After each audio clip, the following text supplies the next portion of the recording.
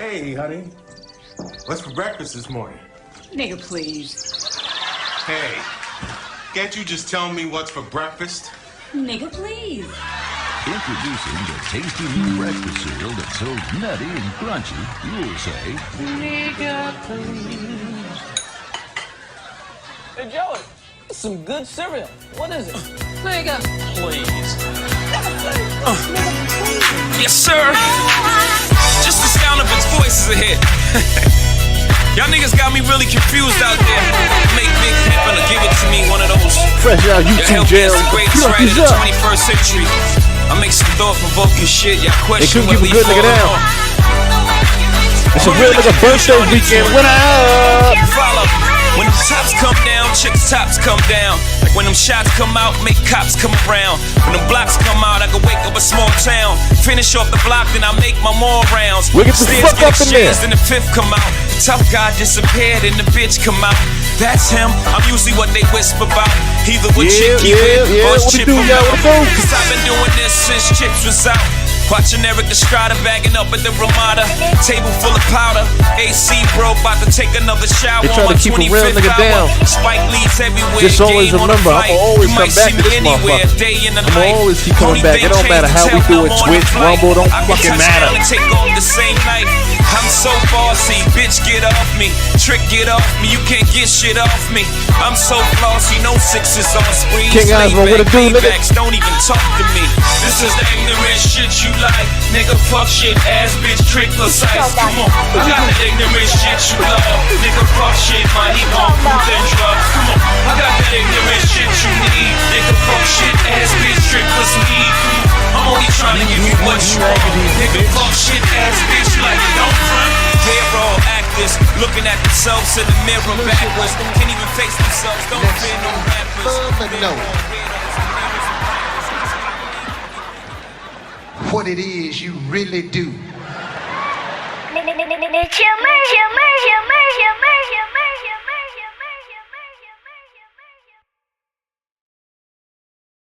You. What it do, y'all? What it do? Lyricist, what it do? What it do? King Osmo, what it do? What it do? Shout out to everybody tuning in. You already know what it is. It's your host with the motherfucking most, Chill Murray. It's a real nigga birthday weekend. Dirty 6. Know what I mean? Live from the Spot Podcast, episode 81, Ignorant-ish. Shout out to everybody tuning in or not tuning in. You know how we do and how we rap. What's good, y'all? I miss y'all. I miss the live on YouTube. I miss the YouTube live. I miss y'all. They suspended the nigga for a week. They suspended the nigga for a whole week. And I kind of figured they was going to do that. But it's just like my second strike and shit. But the reason why they did it was because the third party content or whatever. Now, funny thing is, I could have just downloaded the shit from YouTube. I had found the shit like 2-3 days after. I was so mad. I found the damn movie 2-3 days after on YouTube. Not the free with ads version, but someone actually had posted the actual damn whole movie and shit, and I was so goddamn mad. I was like, I could have just downloaded from this nigga, and then I wouldn't have even had a copyright strike. But anywho, as you guys see, I was gonna put it in premiere mode, but then I was like, if I put it in premiere mode, then it's gonna be people still stuck on that one and in the chat in that one. And I'm going live in a couple hours. I'm like, let me just give people time to at least catch up and watch the other one. Thank you. I greatly appreciate that, lyricist. I greatly do. I wanted to give people some time to just watch the other video before I even went live. So I know I said one time and I changed it up to the other time, and then I'm still 30 minutes late. You know I'm on nigga time. So bear with me.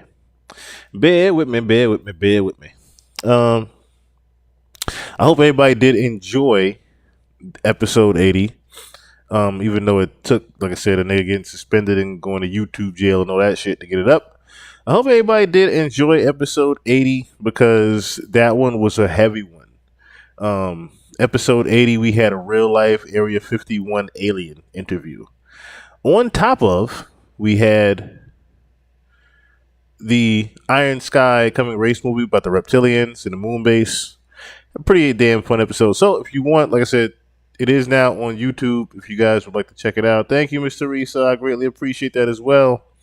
But yeah, I am still celebrating my birthday weekend. I wanted to go live last night, but due to other circumstances, I could not. So I decided to go live tonight and just get shit ready last night for tonight. So and I'm gonna be spinning the block tomorrow night. I definitely will be back tomorrow night with some other shit. So without further ado, I guess we'll get into what I have been hearing about for the past couple of weeks with Atlanta. I need to just, I guess, get off my gripe with this whole Atlanta shit. So, a couple weeks ago, and I tried to ignore it the best I could. I tried to ignore this shit the very best that I could, okay? But Lil Yachty decided to hop his ass online and talk about Atlanta being the most influential. And I think about the history, like trends and shit. Not the history, because if you go back in a certain time, it's for sure New York. But if you think about lately, right? Trends come from Atlanta. Make the joke about me being from Mapleton or whatever. That's cool. Mapleton for life. First off, Mapleton for life. Fuck niggas ain't never been to that Maple. Y'all know nothing about that Maple. First. Second, all the trends come from Atlanta. It's all from Atlanta. For real, what I'm confused. Like first off, I love New York. I got nothing but love for New York. And I think a lot of the flyest people in the world were born in New York. That's a fact. But come on, bro. Breakfast this morning. As of lately, Atlanta, LA don't try and get in this. I saw LA trying to. I'm telling you, bro. When it comes to the flyest, trend-setting people, it's Atlanta. You can argue with your mama. You can argue with your daddy. I see people from LA trying to get in the conversation. You said it just right, lyricist. Trends? You mean trans? My brother. Nigga, please. Hey. Because ain't no way you really feel. And then you had the nerve to mention New York. You know why you had to mention New York in that same sentence of trends? For the simple fact that, see, this is what pissed me off about it. And I wasn't going to say nothing. The reason why this pissed me off is because you knew you had to mention New York because, nigga, y'all get shit 6 months to a year after we do. Let's be clear. If we even going to mention New York in that same sentence as trends, okay? New York is first with majority of shit. All right? Majority of shit. That's just how it is because shit come right off the boat, off the damn, out in the water. Right there off the little peninsula. Now, you can say the same thing, of course, with the drugs and the guns on, you know, the Miami side and Atlanta side, things like that, with the border of Mexico and things like that, but allegedly. But not clothes. Not new shit in general. You know what I'm saying? Nigga, a new Sunkiss come out right now. It's going to hit the New York bodega way before it hit Atlanta. Let's be clear. That's just always how it's been. It's always how it's been. Now, granted, when the city started popping and getting the hip hop scene together and whatnot, when it really started having its run, its little 10-year run, I'll give you that. Atlanta had its little 10-year run, whatever. When that started happening, yeah, I had a little bit of shit popping, but as far as y'all being trendy with the clothes, dog, stop it. Conversation. Nothing to do with this. I'm telling you, y'all. High socks and chinos. Chill. Atlanta. Alright? Flies, trendsetters, everything is Atlanta. All 2005 Gucci jacket, by the way, Tom Ford. But Atlanta. You know what I'm saying? I apologize to the Bronx if they felt some kind of way about that comment. You know what I'm saying? Mary down. The Bronx. Nigga, the Bronx. See, this is how you don't even understand where trends came from. See, you supposed to say Harlem. You supposed to say Harlem, my nigga. Harlem is the trend, is where, you know, trend setting started. In culture, period. Started in Harlem. Harlem. Not no goddamn Atlanta. Okay? Atlanta was still on the run. You know what I'm saying? Atlanta was still on the run, trying to get their shit together. Harlem was actually dressing and setting trends. If we talking about since early 20s, 30s, and 40s, Harlem, New York City, my G. Not no motherfucking Atlanta. So I don't know where you got this rhetoric from. Now, I do know you also 26 years old and a troll. So I like I said, I try to just, certain things I take with a grain of salt, and I try to just pass on by it.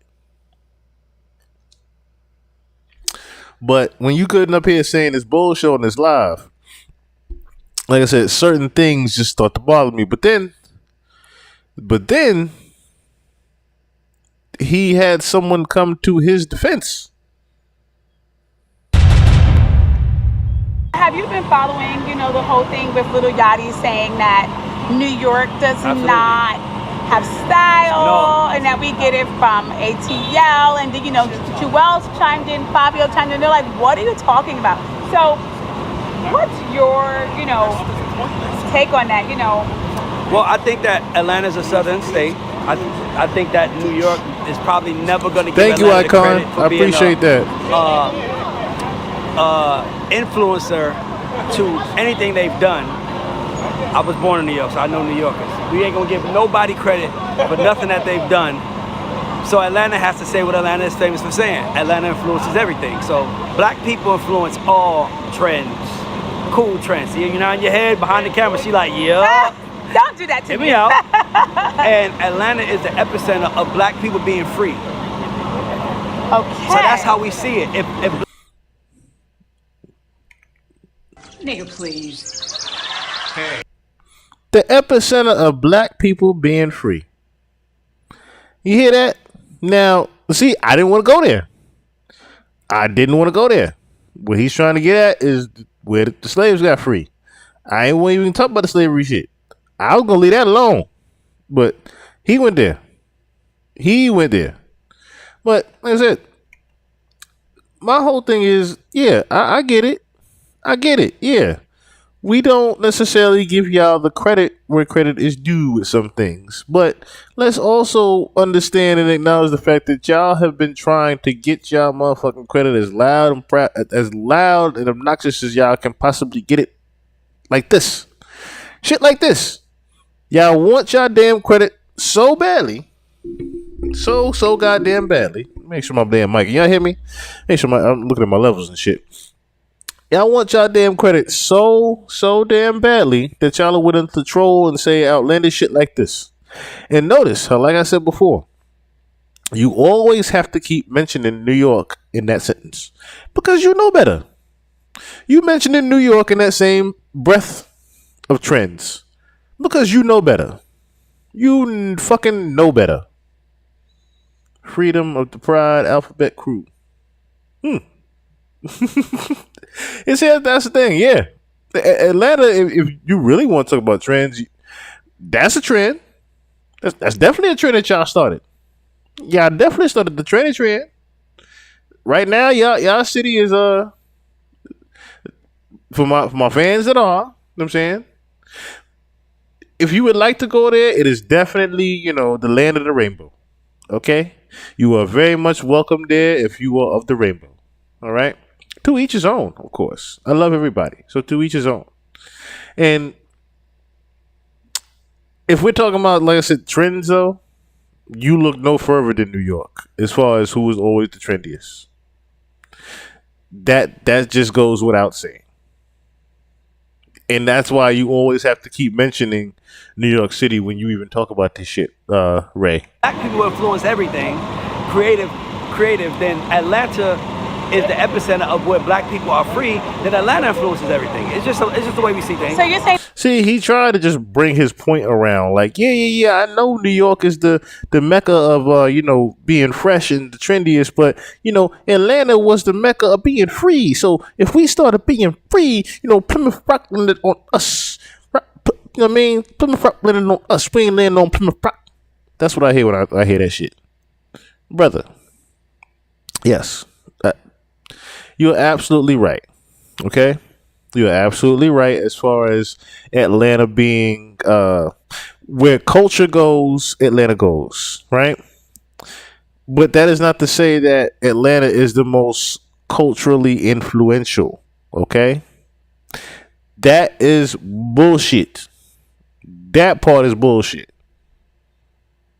You agree with Yachty's statement? I absolutely agree with Yachty. Hold on, I didn't hear everything you said, but from what I hear, when he said Atlanta sets all the trends, yes. But then he said that New York doesn't really have like a fashion sense per se. I don't agree with that. Okay. Thank you, Icon. Thank you. Young Thug and Future. If there's anybody you want to say that was given any type of Atlanta, should say giving Atlanta their stars and stripes with influence, you look no further than motherfucking Young Thug and Future. But I don't know how, but Thug made it trendy for these niggas to start wearing purses and handbags and shit. Niggas wasn't wearing no handbags and man purses and shit like that until Young Thug. And then Future with his style of the locks.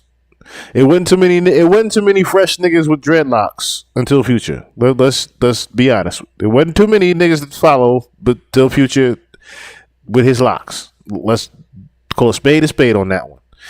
Cause us New York niggas was still with our Dark Caesars. We still all had our Nas parts and half moons. We still are holding on to our fade. Some of us, you know what I mean.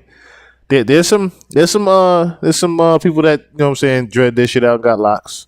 I might eventually get my locks, but I'm scared that my hairline might not keep up with it. That's my problem.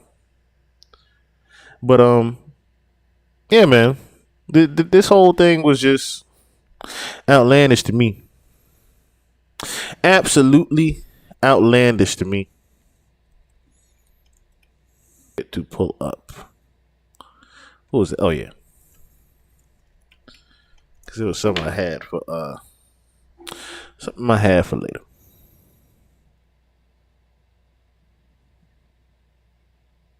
Okay, yeah, there it is. All right, I just had to make sure I had it. All right, so I guess that was my gripe on that, because like I said, I just don't get how Atlanta felt so goddamn entitled. You know what? That was another thing. My gripe with Atlanta. God damn it. Atlanta. You know what you got to speak for? Here's what you got to speak up for. Okay? Where's this list at? Where's this complex list? There's this goddamn complex list. Let me show y'all something. Atlanta got a lot to speak up for. You know why? Because, what should I say? A lot to answer for. Did y'all see that top 50 Atlanta rappers of all time? According to Complex. See, this is the shit I be talking about when Atlanta be talking about some. Oh, we speak up for our people, and Atlanta couldn't have no bloggers like Academics and Button and all that because we would go see them and all this other bullshit. First of all, y'all could go see Complex about that list. Y'all need to go see Complex about that list. Y'all see this bullshit here? You see this bullshit? Okay, Andre 3 Stacks at the top of the list. Okay. Future is 2. T.I. is 3. Gucci Man 4. Jeezy 5. Young Thug 6. Ludacris 7. See, I ain't mad at the 10. Until you get to Lil Baby. I'm not mad at the top 10 until you get to Lil Baby. Because then I start looking at the rest of the list like, wait a minute. There's a flag on the play already. The first 9 was kind of unarguably like, you could pretty much say, yeah, that's good. That's a good fit for them. Even 2 Chainz being at number 9, I wasn't mad at. He could have been high on the list, but I wasn't mad at that. But I get mad when I see Lil Baby, I'm waiting for your Black Sam, Big U at 100. We spinning the block on that one. I do got you on that one. I do need to do a little bit more research on that. Trust me. Because of the fact that I'm one of the main niggas that broke that story with Nip, I'm doing a little bit more due diligence on that one. Because I know Big U was lying. That's a fucking fact. I know Big U was lying. But anyway, Lil Baby being ahead of, say, Killer Mike, I have a serious issue with.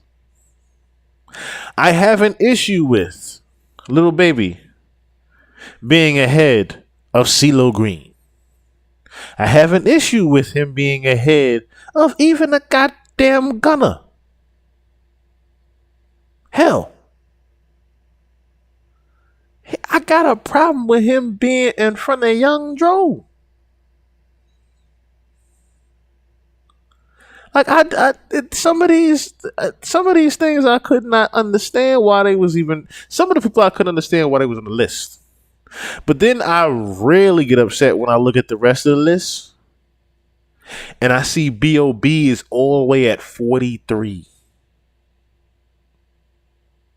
Then you really get me mad when you done put Lil Yachty at number 24, but then you had the nerve to put JID at 27. You put Jid at 27. Now, here's where it gets even worse. You put Lil Yachty ahead of Lisa Left Out Lopez. This is beyond disrespectful.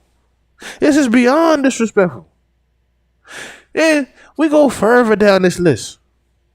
And then I start to really get mad when I see Sci-Hi the Prince all the way at 40 goddamn 8. Sci-Hi the Prince is at 40 fucking 8. Let me understand. Hold on.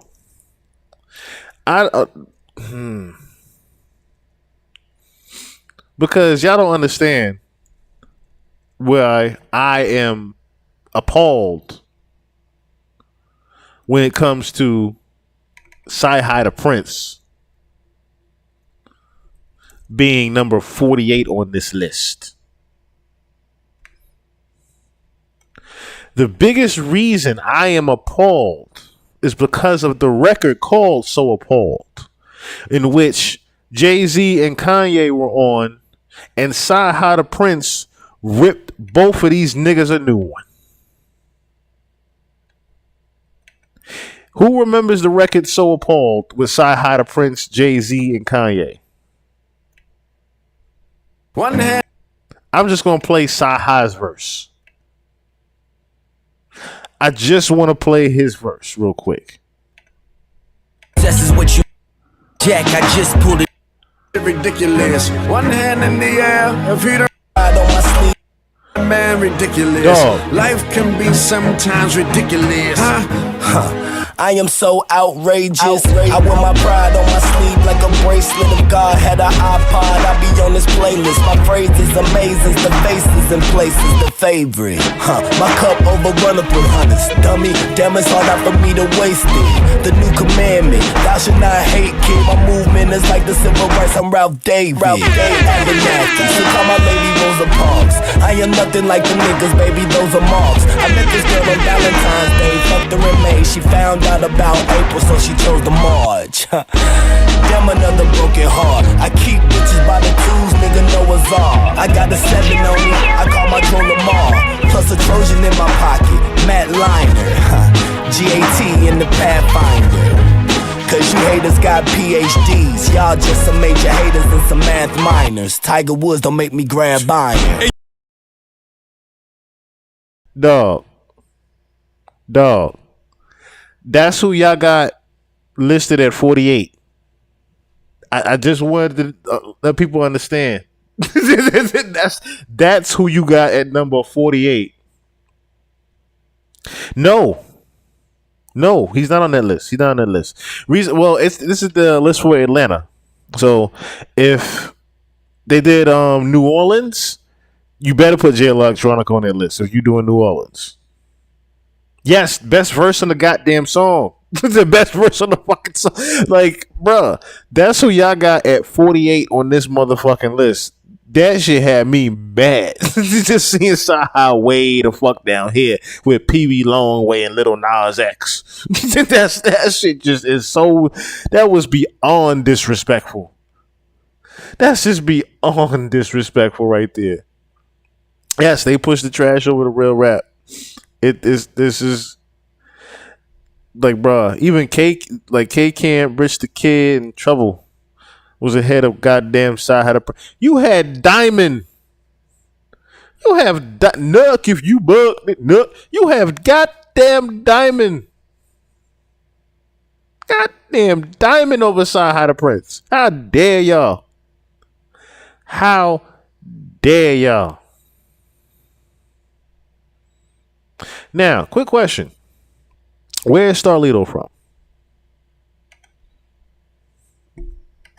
Where is Starlito from?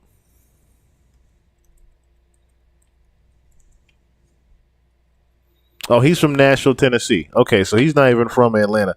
I don't know why I was thinking about. Wait, is he? Wait, where is Starlito from?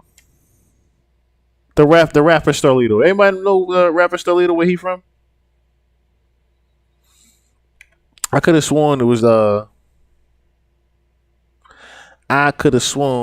Atlanta. Let me see something real quick. I could have sworn Lito was from Atlanta as well. Which that's what bugs me out right there as well. Like,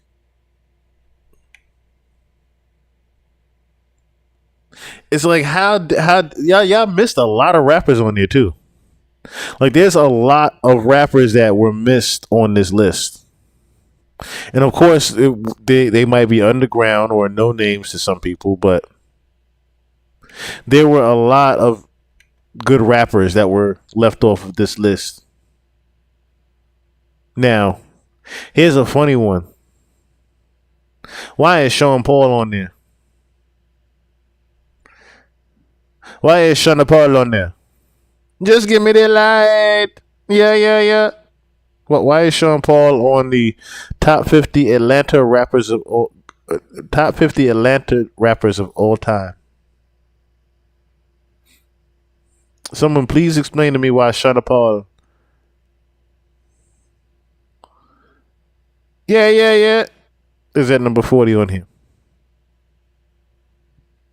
I'm perplexed. I'm very, very perplexed. Just looking at this, it sticks out like a sore goddamn thumb.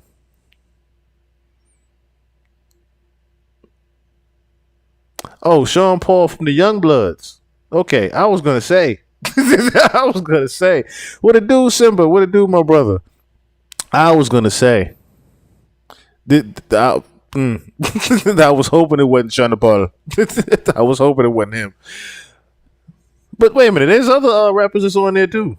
There's other rappers that's from Youngbloods that they could have put on there besides us. Well, I mean, Sean P was nice though. I will say that.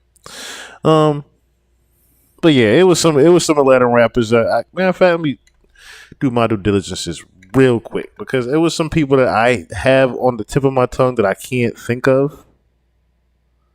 Matter of fact, where's Childish Gambino from? Matter of fact, isn't Childish from Atlanta?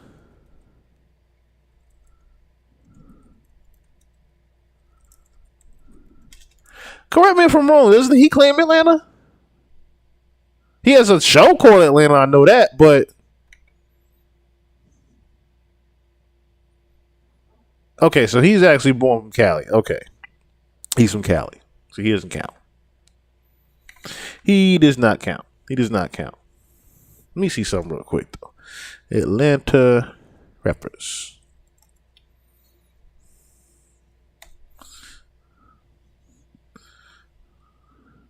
Yeah, that was a name that I didn't see on that list as well. Let me see something. That was a name I didn't necessarily see on that list.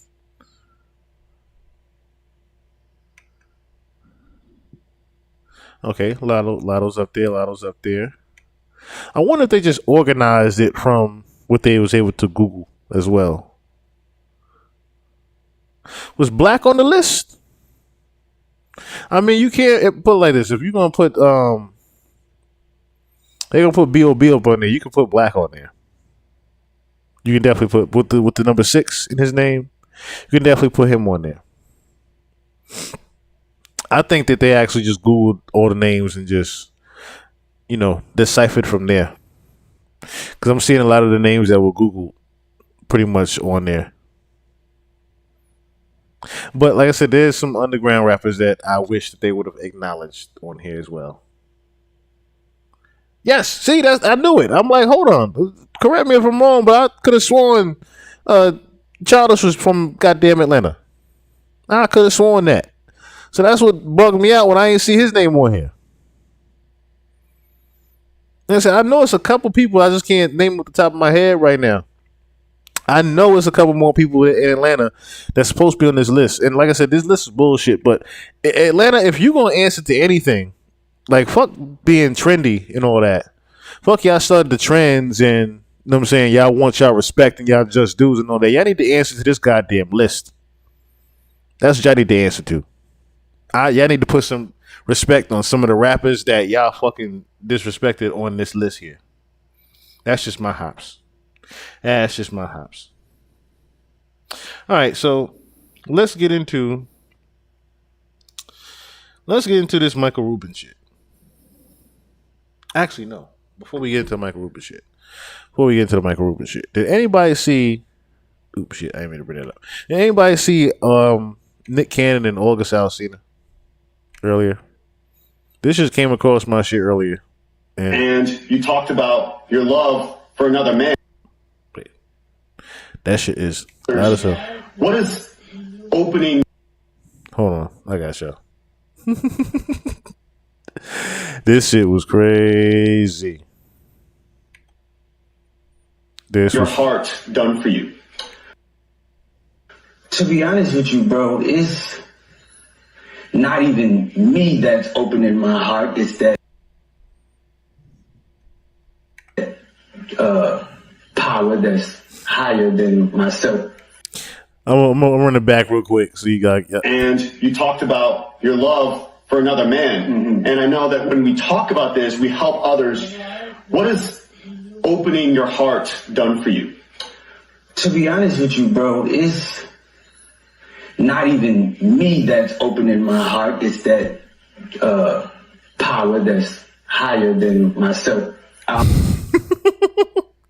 always say that did y'all see his greatest face? Gift that God could have ever given me was exposure. To expose me to so many different kinds of people, places, things. So it's yo, Nick Cannon's goddamn face. Nick Cannon's face is probably the funniest shit I done seen all week. When seeing him explain this shit, like dog. And I mean, who didn't know by now that they done played with August Alsina over in Hollywood? Who didn't know that?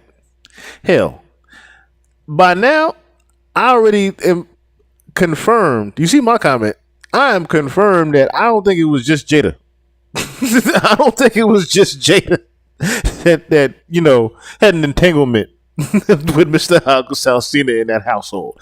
I'll just say it like that, allegedly. But shit, I probably don't gotta say allegedly. But yeah, Nick Cannon's face is the same. Is pretty much representing all of our faces. Nigga, what are you saying up here right now? If you in the clock, nigga, come on out. Just come on out. Just come on out, brother.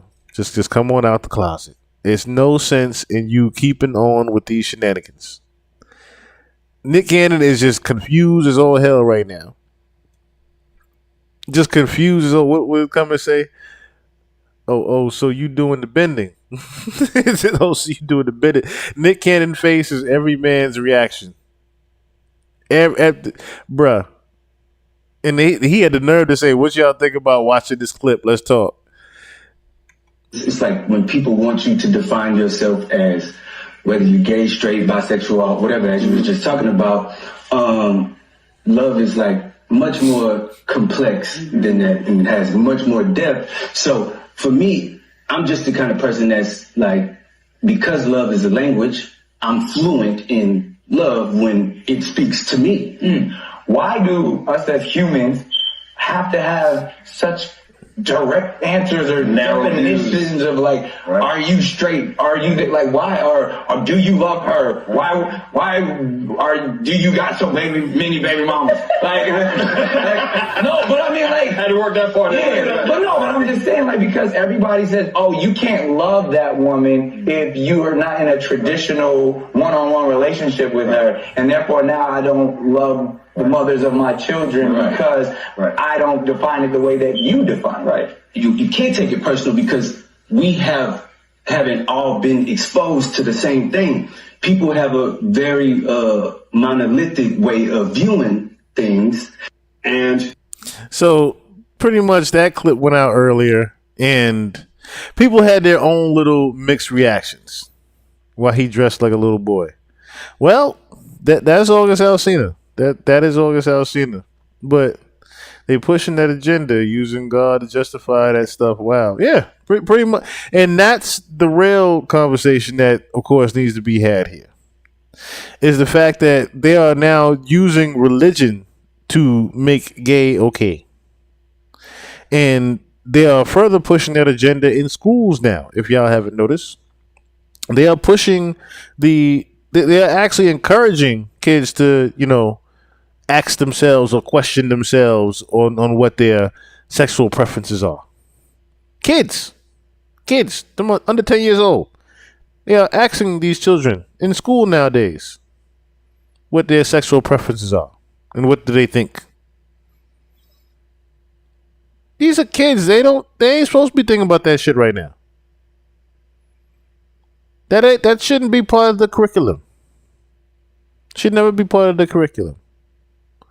And of course, this talk was more so aimed at, the complexities of the theory of love and what people, philosophize it as. But more so, if you notice, Nick Cannon, he's going to be funny. So he tried to, of course,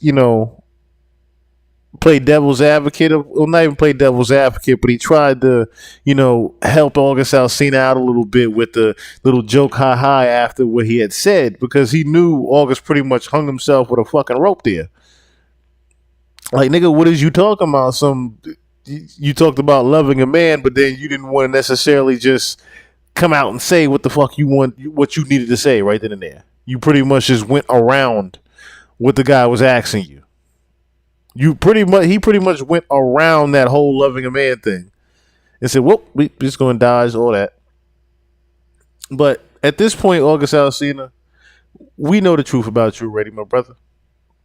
We know the truth about you already. You ain't got to say it. We just know. That's really all that is. We ain't got to say it. Nigga, we already know when it come down to you. Now, another thing I wanted to get into was Mr. Michael Rubin. Mr. Michael Rubin and his comments. Now, I don't think I could necessarily play. Yeah, because I can't necessarily play whatchamacallit. So we have to do a go around about that. So I can't, because it's the Breakfast Club. The Breakfast Club always on some. They're the main ones that get people for their copyright bullshit. So less than 400 people at the total party. So that means most people can Good retention. Good reason. All right, let's see where he. We love doing it, and that right. I think it's about up here. I've been around him more than anybody. Here we go. I want to spread love all the time. Right now. Don't engage with Listen, him right now. all I'm going to say to you, we hug each other from the back, so don't worry about it. I believe in hugging. You know what? I want to spread love all the time. Do And I mean that. this. And you know, hugs are about love. And you know, right. I love baby, and I love my friends. You know, I'm lucky to have so many great friends around me. So yes, when I see you, you are getting a drunken hug one time, and you know you're gonna like it, and because we're fans, okay? And you know what? And that's remember that night we was out. Yeah, but hold on. That's affection. That's just respect for you because I have so much respect and love for you. And you know, when someone starts trying to say that's not love, that's fucking bullshit. Okay, you know what that is? That's just people want to hate on each other and trying to take people down. Miserable and I people. don't actually accept that. Okay, Right. We was what at I accept that is love. restaurant after Jay-Z's museum thing last year, and you was drunk, and you came with me, and I said, "Don't you even think about it." No, me too. But it was still fresh then. Was it? Did I then hug you or not? You did hug me. Perfect, Absolutely. exactly. Sean may hug me from the You back all violated the my time, boundaries. so it's nothing. Yeah, Right. witnessed By it. Hey, the way, yo.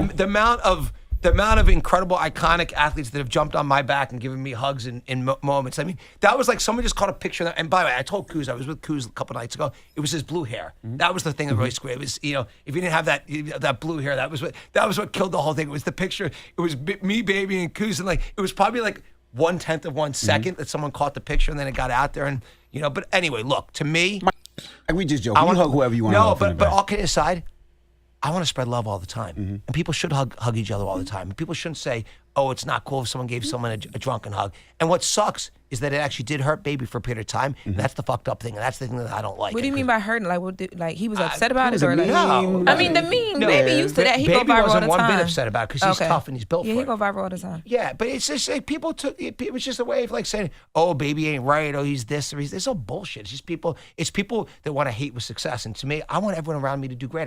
Nothing's gonna make me happier than you guys doing great. You guys killing it in everything you do. That's how we all push each other up. And so that's how we all learn from each other and grow together. Yeah. And so I think you just gotta like push aside that negativity. They do the same thing with Meek when they keep bringing up the bunny hopping. They say you made him do the bunny So hop. by the way, let's talk about that. There's nobody who's been more tortured this year than Meek. Talk about the Diddy thing. Now, I know Meek really, really well, and I've never been to a Diddy party. He's never been to one of my parties in my life. Okay. What happened to spread love? He's never been to one of my parties.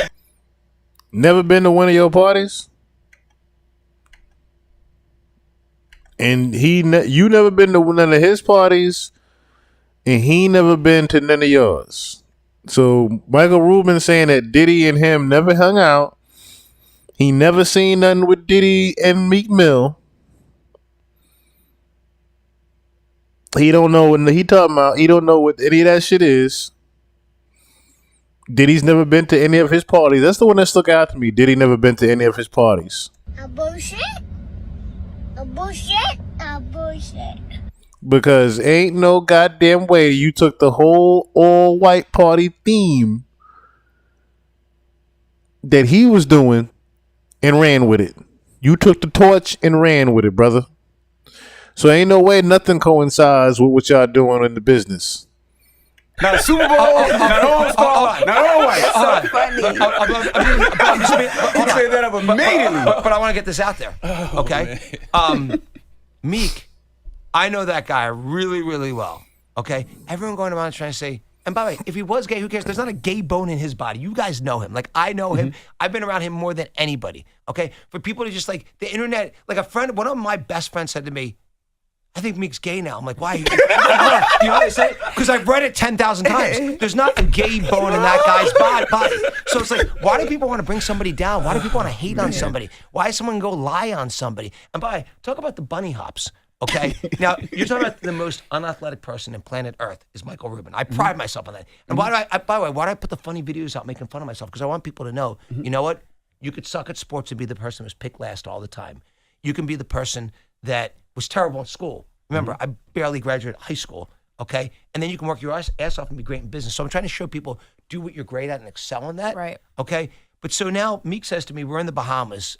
He's there with his family, and they were with my family 4 or 5 years ago, okay? And Meek's learning tennis, and I'm pretty shitty at tennis, so we play a tennis game. Now, this was one pathetic athletic event. Like, if you want to see, like, two horrible tennis players going at it, somehow it was very close. And so Meek says to me at the beginning of the game, He says, what do you want to bet? I'm like, what do you want to bet? Like, I'm not generally I don't want to ever take money from my friends or like bet money, but if they want to, he's like, let's do push-ups. I'm like, great, 50 push-ups, great. He said, actually, let's do bunny hops. I said, what's a bunny hop? He said, how do you know what a bunny Meek's hop? idea. Meek said, do No, 100%. Because Meek thought he was going to win. So Meek's like, you go like this. He's teaching me what a bunny hop is. I never saw it before. So Meek was the one that actually said, yo, if I lose or you lose, we going to bunny hop. It wasn't like Michael Rubin just out of the blue said, all right, nigga, hop on one leg for me. So it was actually Meek that actually, came up with the whole bunny hop shit. So that's enlightening right there as well. That's enlightening. I mean, at the end of the day, yes, it was supposed to be just friendly competition, but it's not just friendly competition when it makes you look a certain way. On top of, there are certain nuances that go with the white man having the black man jump up and down for him like that. It's that goes with it, Michael. And I think you're not necessarily understanding that goes with it. Okay? So while you're videotaping you're videotaping your friend losing in a game to you, it can look like that to you, but to the rest of the world, it looks like he's jumping for Whitey right now. You're the billionaire. He's nowhere near your bracket. It looks a certain way, my brother. It looks a certain way.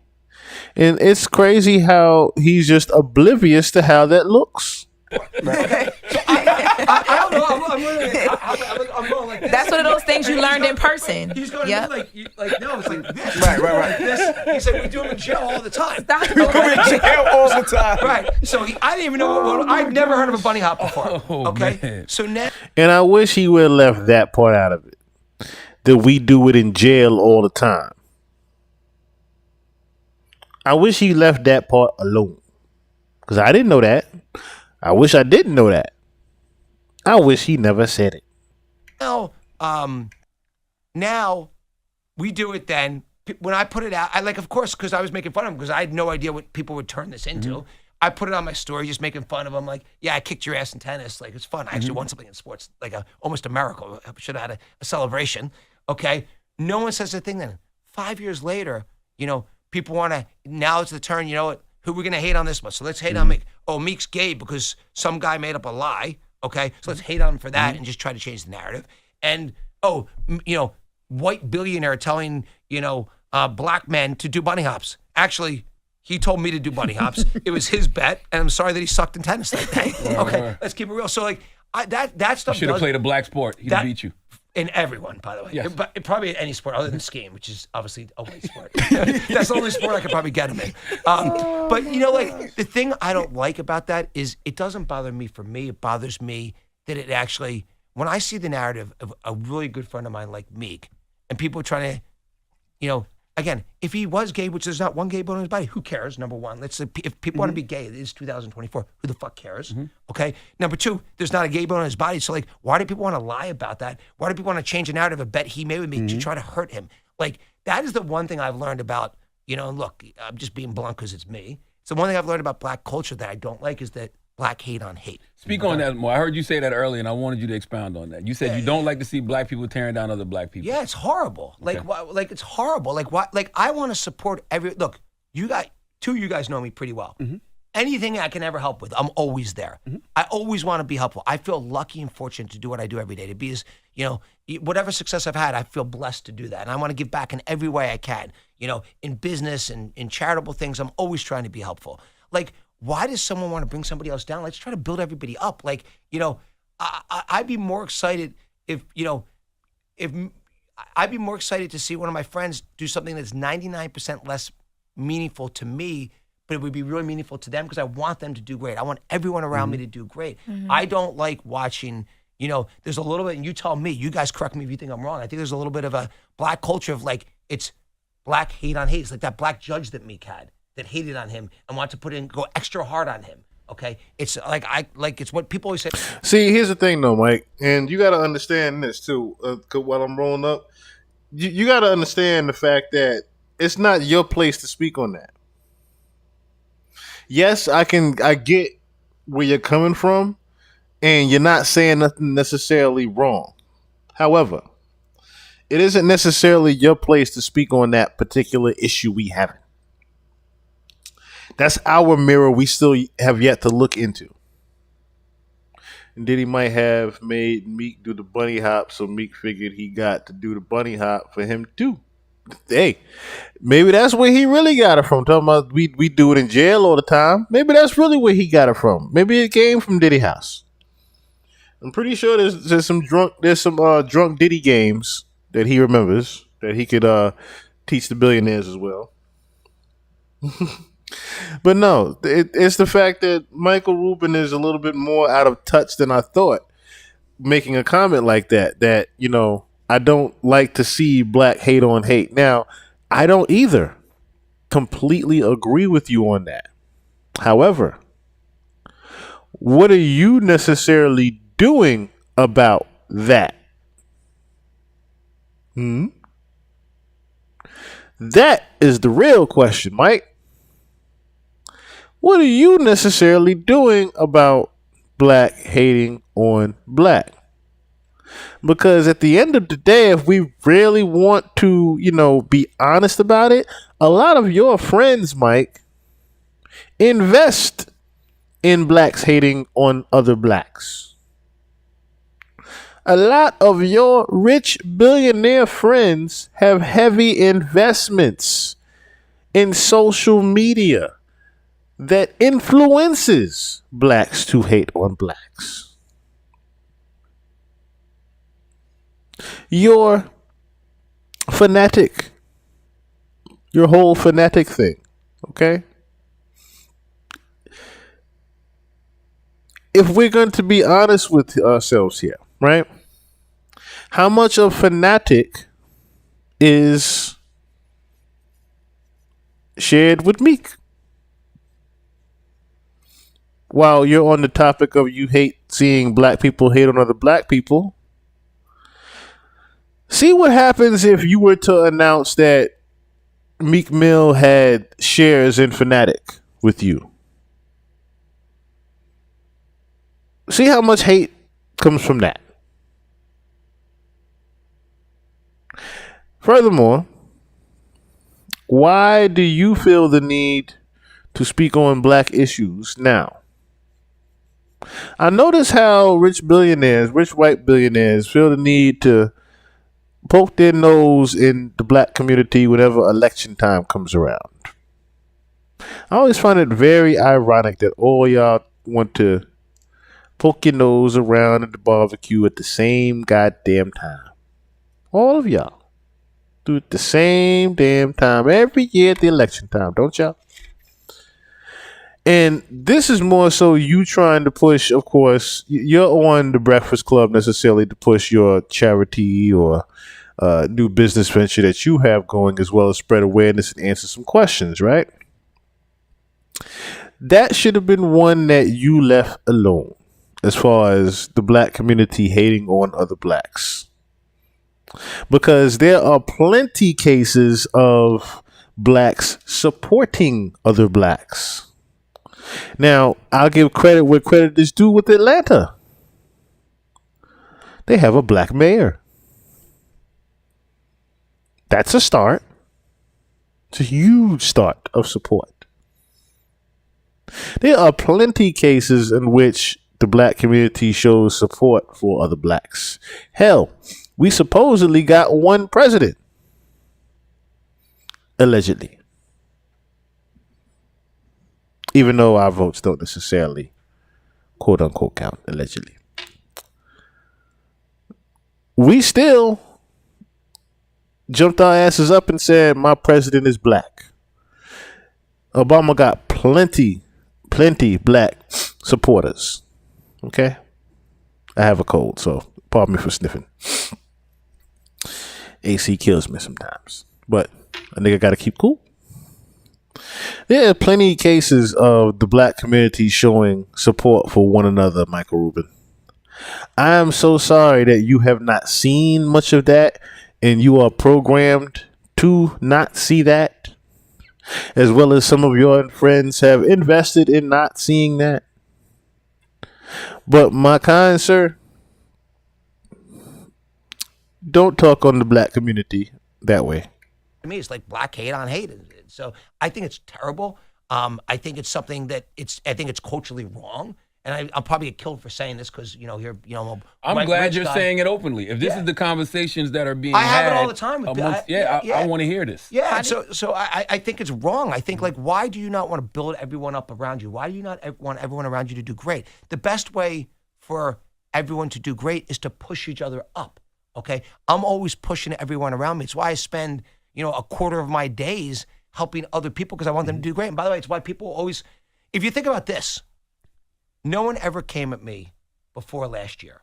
Okay, last year we had the bunny hops you brought up. You brought up the hugging little baby from the back, right? Okay, which are each completely made up. None of these things had any real, they weren't real. They were made up to hurt people. Okay, yet everyone still comes out for me because they're real, authentic relationships, and I want to help everyone in every way I can. So to me, if I could say one thing. Let's everyone go out with a positive energy, try to make everyone do great around us and build people up. Let's not try to bring people down. You don't do better by taking your competition down. You do better by pushing everyone up together. You want all the wind behind your back. So when you see black people tearing other black people down in your mind, you be like, I would never do business with that person because of how they treat their own people? Well, I don't see I don't really see the people I'm around tearing people down. What I see is the conversations that we have about people trying to tear them down. And I think even if— Because Meek brings that up a lot.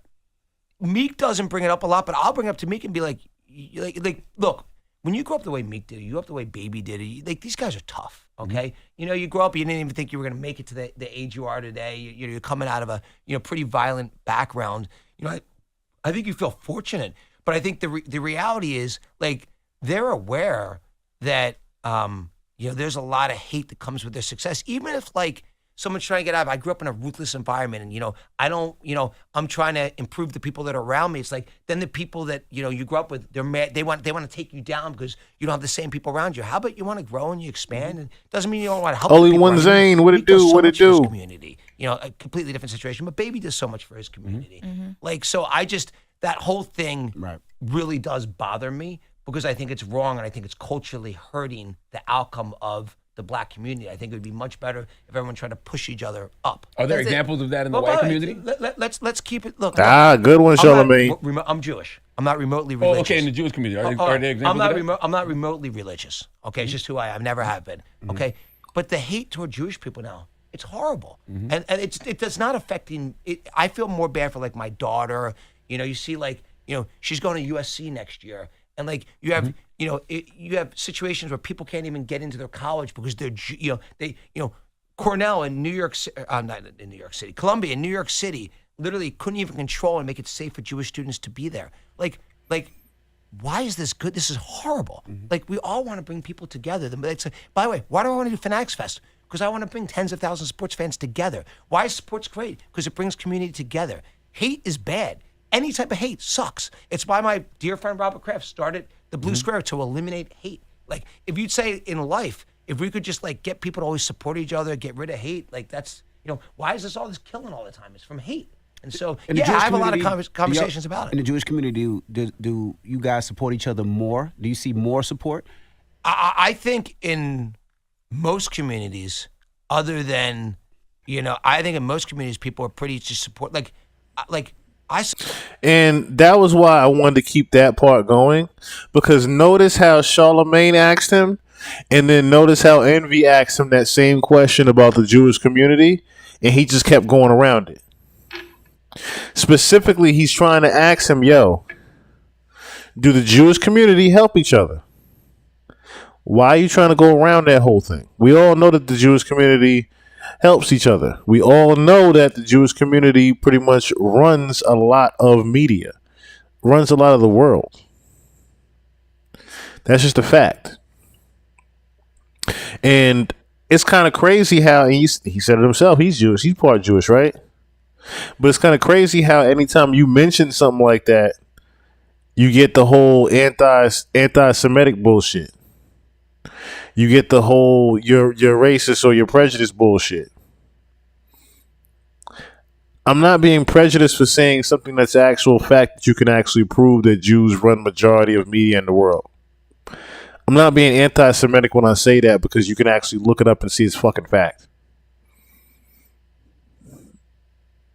That's just the truth. That wasn't something that was said to be, you know, like I said, prejudice to anyone when Kanye said that shit. The Jewish community runs majority of the shit that goes on. That's just the fucking fact. Michael Rubin can try to ignore it all he wants, but the money I'm pretty sure that he inherited to even have fucking fanatics came from his family heritage. I'm pretty sure he probably wants to be oblivious to that and say you worked hard, you work hard, you work hard. Yeah, you did work hard probably. No one's not saying you didn't. But there are also certain advances with that working hard that other communities don't get. There are certain advances that the Jewish community has given themselves within their community to each other to ensure that they still maintain and keep that power. That's all we're saying. No one's saying that the Jews are these evil people. No one said that. No one said Jews were evil. People just saying Jews run majority of this shit that's out. That's it. Like I said, that's something you can easily look up and find. But like I said, that was my whole take on, you know, Mike, because we covered Michael Rubin before in the all-white parties. So, of course, when I see him coming across my timeline talking about the black community, it kind of raises an eyebrow. It kind of raises an eyebrow because this is someone that was also talking about, you know, this is also someone that represents, you know, the all-white parties that represent the, allegedly representing the sex trafficking. So when we're ready to have a real discussion about where certain finances come from, you know, we can do that. But speaking of where certain finances come from, I think it is time we, you know, I think it's time we go into someone that has, you know, been trying to hide, if you will. Hide and just test the waters. He wants to test the waters and see if everyone still likes him.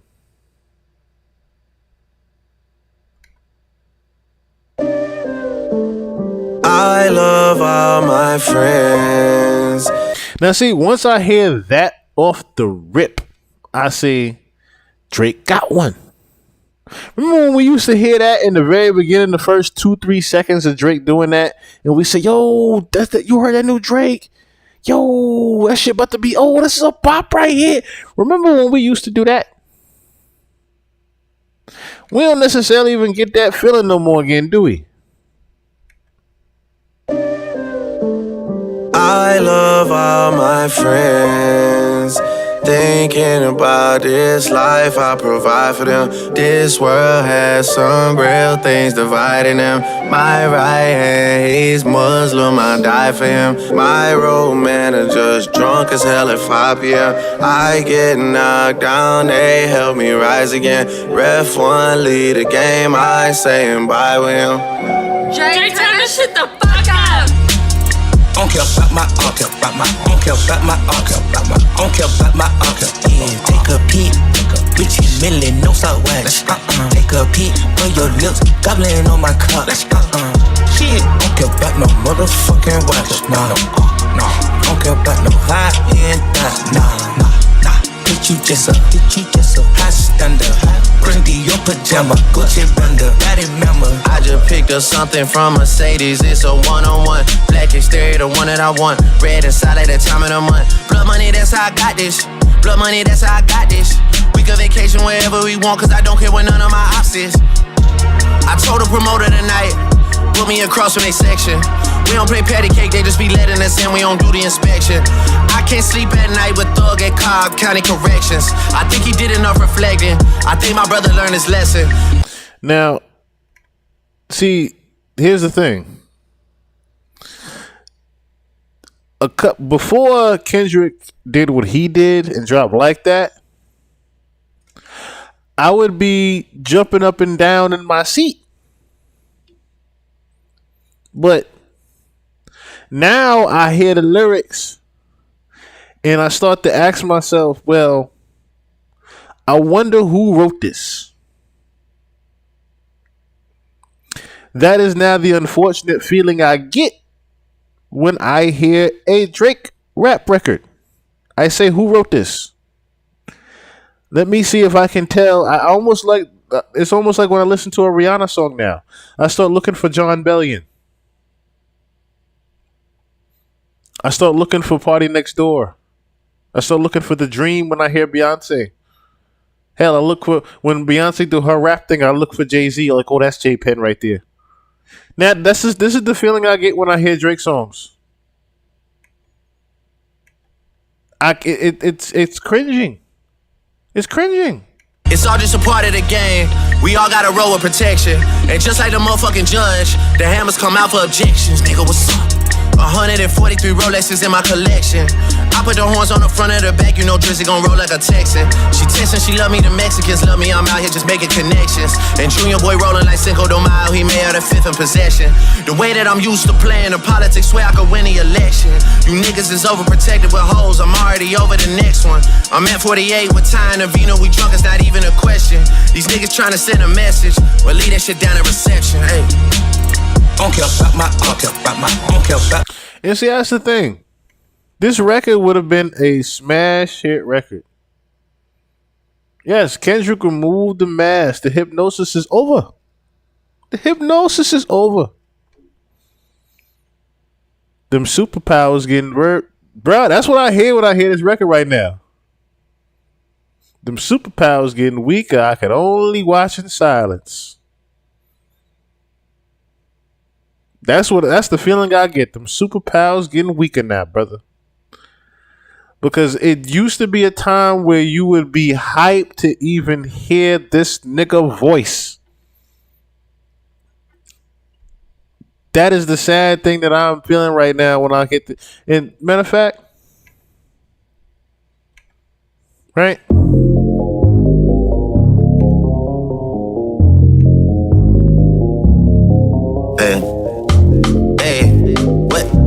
Put him in them, put it together, put a six side, put a six side, put a six side.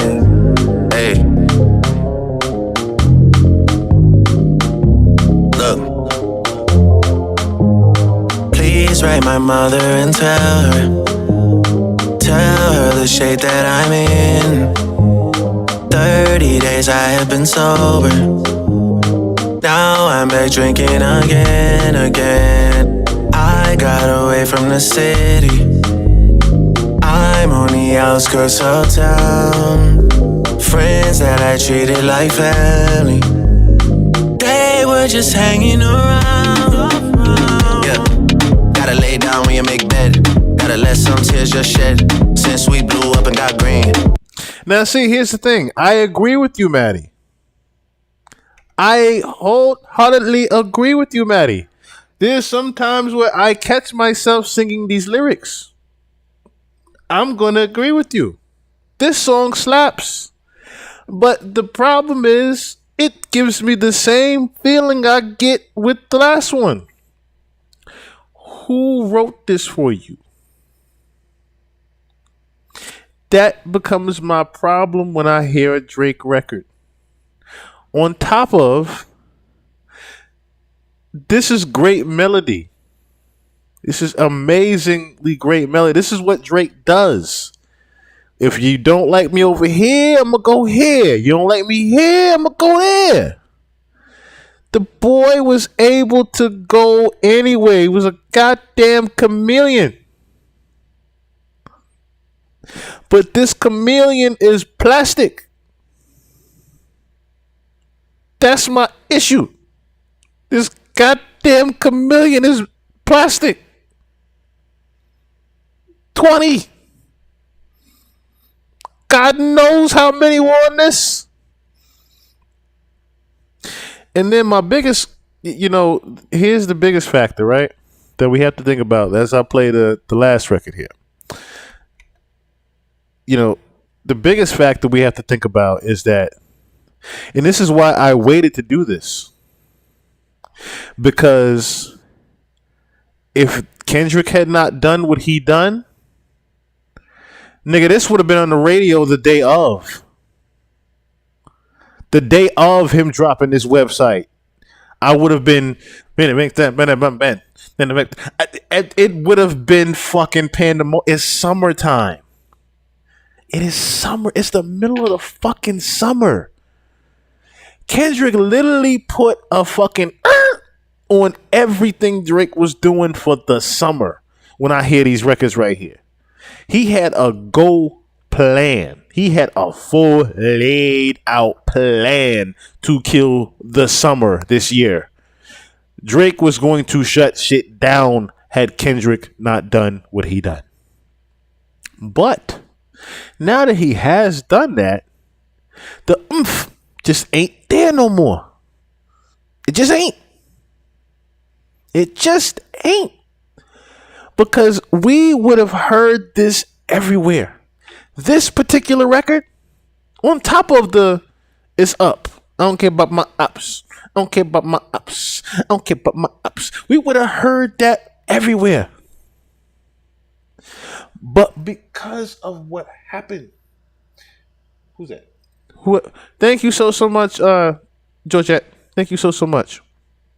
Because this happened, Drake's effect is gone. It is completely gone now. Whenever something drop, y'all realize that Drake has dropped about 7 different records since the Kendrick beef, and they've all gone under the rug the same day. Wagwan Delilah. What with Wagwan Delilah? Delilah walked her ass right on out the very week. Then there was a record that got premiered at the festival. A DJ was playing that shit at a rave. That shit got booed. His power is gone. Are we certain Kendrick hasn't sold his soul? Yes. I can firmly stand on that for the simple fact that Kendrick still doesn't get the machine behind him. That's why Kendrick Kendrick is pretty much independent under Interscope. He doesn't really have a machine behind him. The only reason he even got this much light was because he was beefing with the biggest star in music. That's literally the only reason people were talking about Kendrick Lamar for a month, was because he beefed with literally the biggest nigga in rap and pop music and won. That is the only reason that people talked about Kendrick Lamar the way they did. That look, it's damn near crickets. It's going to damn near crickets with Not Like Us. In a month, we're gonna be saying, "Oh, you still playing that?" Unfortunately, unless Kendrick drops an album, which I'm hoping he does, it's damn near crickets with Not Like Us in the Kendrick Lamar wave. Because he beefed with the biggest nigga that nobody thought could be beat. He beat with this nigga was Teflon Don for a minute. No, there's no. I don't see any videos of him being. Like I said, I don't see him even being. Put it like this: if Kendrick was a Freemason, why would he whistleblow on the Meet the Grams record about the pedophilia in the industry, period? He didn't just call Drake a pedophile. He said it's some sick shit going on in this industry and these rappers be here to police it. He let it be known. Trust me when I tell you, none of the Freemasons are letting you know anything as far as that go. They might hint at some shit, But they ain't gonna blatantly say, "Hey, look, this little girl over here getting raped by this, that, and the third. By whom? By whom, him, and whom." Freemasons ain't doing that. Ain't not a nair Freemason doing that. Hell, you saw Shaq's Freemason ring. You ain't heard nothing about it since. You just know Shaq a Freemason. Because the main thing about Freemasons is that they, yes, believe in God is the first thing, right? Their second thing literally is about giving you an answer without giving you an answer. So you can ask me, say, "Yo, is the sky blue?" And I'll give you a whole explanation on why they started to make the sky blue, but it's actually red. That's how a Freemason will talk to you. The music industry is so bizarre, my brain hurts. Trust me when I tell you. When I stumbled upon the days of Illuminati, when I started doing my research on Illuminati, that's when my brain started to hurt. That's when I took my pill. That's when I took my blue pill. Or should I say, I think it was the red pill. I took my red pill that day when they tried to tell me that Pop got, taken away in an ambulance in a news article.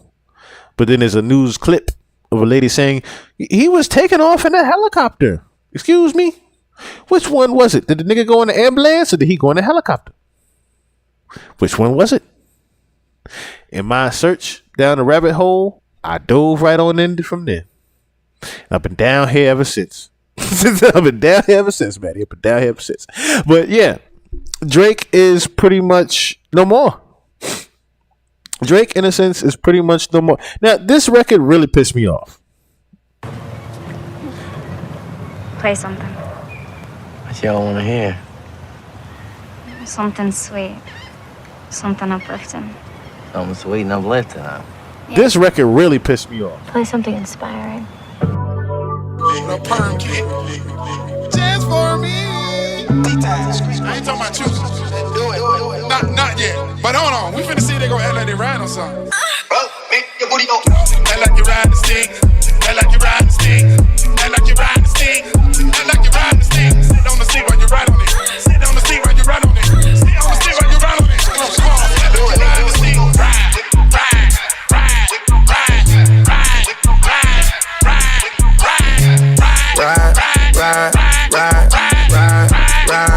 Yeah. I can't get no 8 hours of sleep. Now when you hear now let me play what pissed me off about it. I'm popping pills. And I'm carrying concealed. No, you see it poking out. I never miss no meal. Right. Is me hearing Lotto on this record. See, I really got upset when I heard Lotto voice. Because then I gotta reconfirm what in the message this is. Excuse me. This is pretty much his follow up to Rich Baby Daddy with Sexy Red. That's what this is.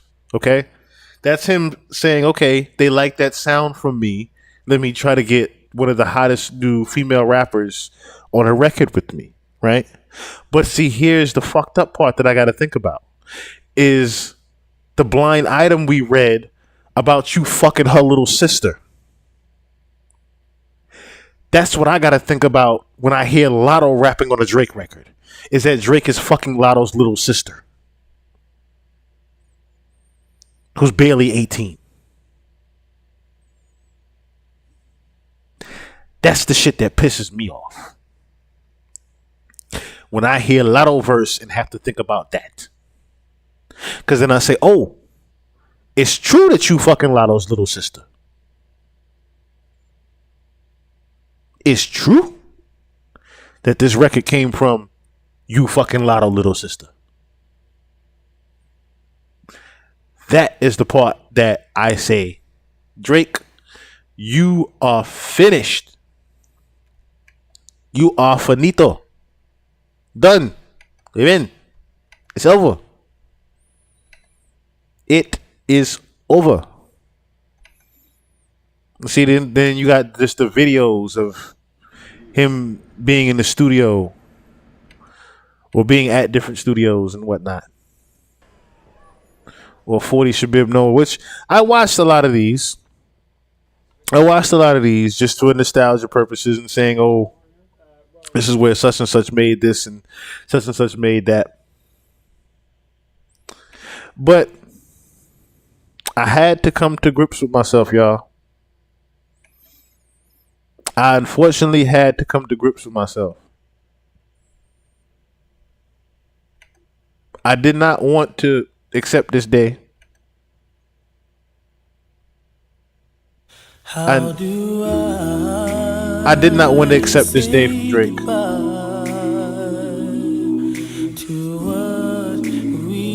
But it's time. It is time we understand what is upon us. The death of Drake is upon us. The death of Drake is upon us. For those that were a fan of Drake, we might still get the singing nigga.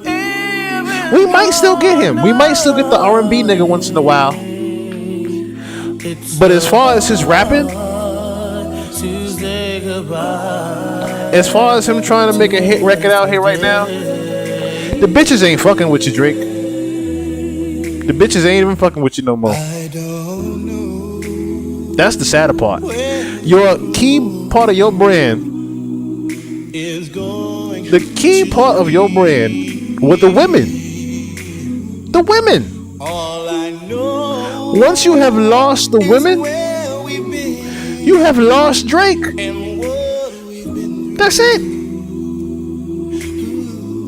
That is it. And I was not prepared. Like I said, I wasn't prepared to even deal with this year. I wasn't prepared to deal with this year. Like I said, my boy had a foolproof plan for the summer. Academics still running around here thinking that this shit is not over. Nigga, this shit is over. This shit is all the way over. He done moved out to Texas. Nigga can't be in Toronto no more. Ain't that a damn shame?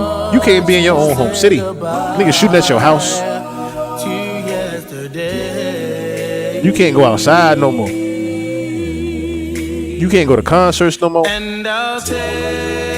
You looking like Diddy around outside. People see you, they shocked. Oh shit, it's Drake. How you feeling, Drake? Ain't you a pedophile?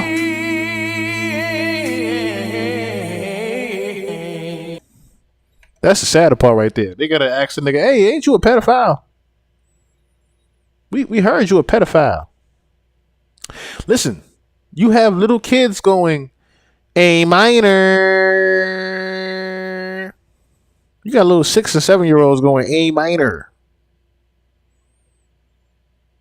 Like, this is done, brother. It's long since done. It's long since done.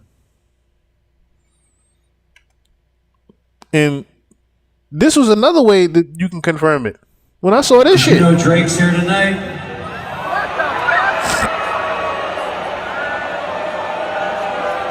This was at a Limp Bizkit concert in Toronto. Did you know Drake's here tonight?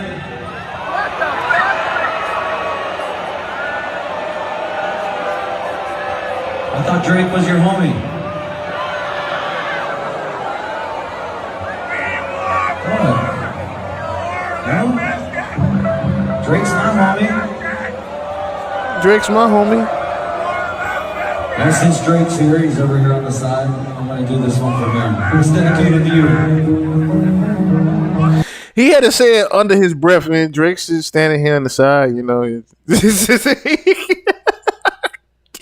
Yo, that was the craziest shit ever. You and your own. And see, not too long after this, he was in Texas. Not too long after this, my brother went to Texas. So you know what? I'm not welcome home anymore. I'm not welcome home anymore. Lord have mercy. The Limp Bizkit had to say it under his breath that Drake was standing on the side of the stage in his own hometown. This is why I said this is over. The Drake wave is finito. Maybe the resurrection of Jesus will happen in 3 years from now, 7 years from now. But as far as 2024, Drake is no more. The owl is in the cage. It is a wrap. It is a wrap. Something to listen, that's the thing. He's been trying to hide out and been doing a terrible job of it. he's been doing a terrible job of staying low. I've never seen someone try to stay low and do a terrible job of it. You start to stay low and then flash floods happen in your house. that's what happens when you Drake and trying to stay low. A damn flood just randomly happens in your house. The same. Now this is what karma was, right? It was the same week we showed the voodoo shit that they were doing in Jamaica. Same week they were doing the voodoo in Jamaica. This nigga got a flood in his house. I said, oh shit. That's how the universe works. That is how the universe works right there. So, anywho. We all, if you don't, if you need to right now, just say your last words walking by the casket. Come on down the line. Say your last words walking by the casket. Sit your ass back down. But Drake is over. Drake is out of here. And it's crazy because, you know, a lot of the views on the channel, a lot of views from the channel recently have come from me trying not to talk about Drake. That's the wild part. It'll just be some shit pertaining to people hating on Drake or some shit I stumbled upon with Drake and my gripes. Like, I was very upset about finding a lot of those ghostwritten records, those ghostwritten records. Like, I had just gotten over Quentin Miller. Because 10 bands is my shit. 10 bands is my shit. And you ain't write it. But then when I heard that voice sample, nigga, I damn near punched the wall. Or reference, I should say. Party Next Door, I didn't care about. But the Void one, that reference, I damn near punched the hole in the wall. And then come to find out, you ain't even do Best I've Had. Your first and original. It ain't even original. Your first hit record. Wasn't even your shit. Nigga, we trusted you. We trusted you with our ears. And you let us the fuck down. You let us the fuck down bad. So yeah. You get on a horse or two and ride your ass off into the sunset with your kid and your daddy for right now. Get back to you later. If everybody wants to fuck with you later. But right now, Drizzy Drake is gone. BBL Drizzy. BBL. It's gone. There's another thing too. Why I had to do this. I got another goddamn copyright strike from your ass this morning. They just gave me a warning though. But I got another damn block on my shit. Actually, it was 2 blocks in a row. Because the damn TaylorMade freestyle was still up. The TaylorMade shit that they make you take down. That the Tupac estate made you take down. TaylorMade freestyle, that shit got me blocked. Man, bullshit. I'm getting tired of answering to you, Drake. What about the Soulja tracks going around? Say what? What you talking about there, Eros? They got Soldier Boy references of for Drake records, or just Soldier Boy references for Soldier Boy songs. Which one? Because I ain't hearing about this. I ain't even hear about this yet. Oh, let me look this up real quick. I ain't hearing about this.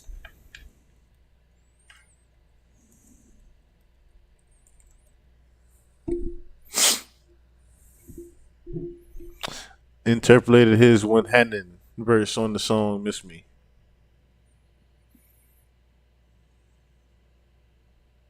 We all remember that meme that spawned out of Atlanta rappers appeared at Breakfast Club. We reminded everyone Drake.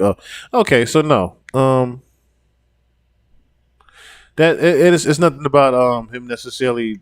I don't see anything at least. Yeah, the only thing I'm seeing is about the Soldier Boy saying that Drake admitted to copying his bars. That's what's happening thing. I don't necessarily see anything about that. But say your last goodbyes. Say your last goodbyes to BBL Drizzy. We're gonna move on from Mr. Drake. And move on to his, I guess you could say, arch nemesis that, is a video I saw, if it's real, where he straight stole Soldier Boy joints. Well, that's the thing. He actually did admit him how you call it, him referencing Soldier Boy. He did admit that. Yes, that you were talking about that video. Yes, he did say that. He did admit that he got some influence from Soldier Boy. Yes, he did say that. Speaking of which, speaking of videos, I'm glad you said that, Eros. There was something that I had forgotten. It was something I had forgotten. Let me see if I can find that real quick.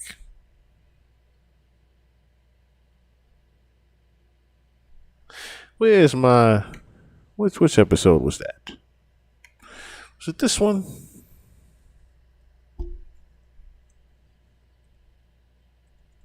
Trying to find the episode here where they actually had gotten. There's my reptilian episodes. I actually found a video where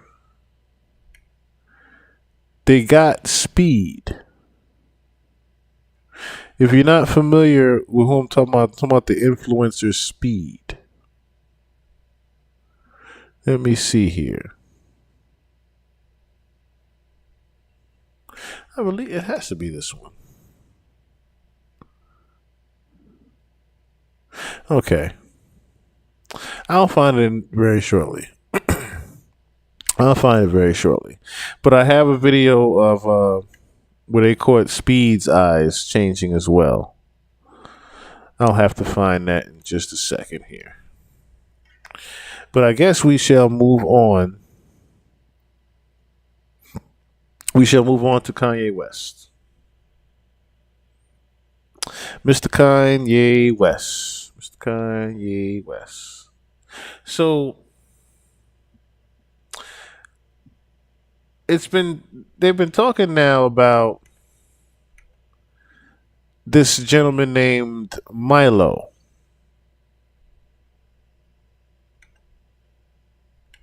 Where is that? Yeah. Okay. Kanye West ex-chief of staff Milo Yiannopoulos shares texts purportedly showing rapper asking dentists for nitrous gas.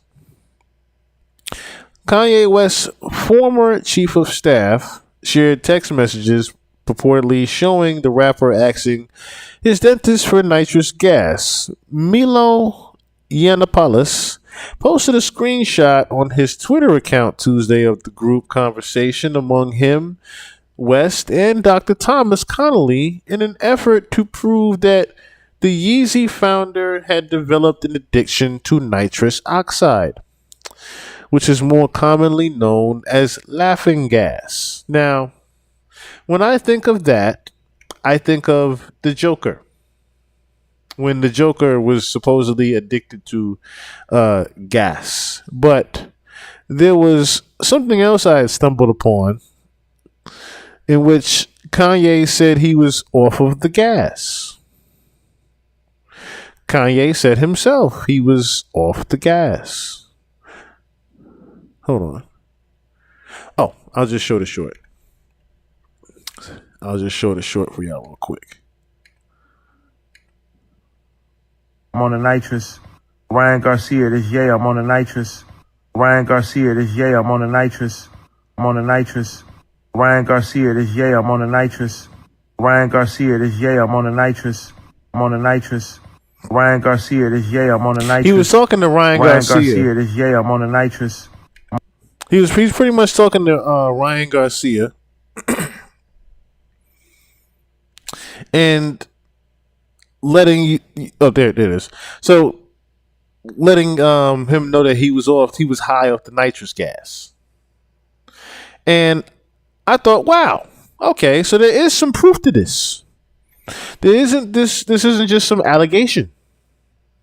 This nigga getting high off nitrous oxide. And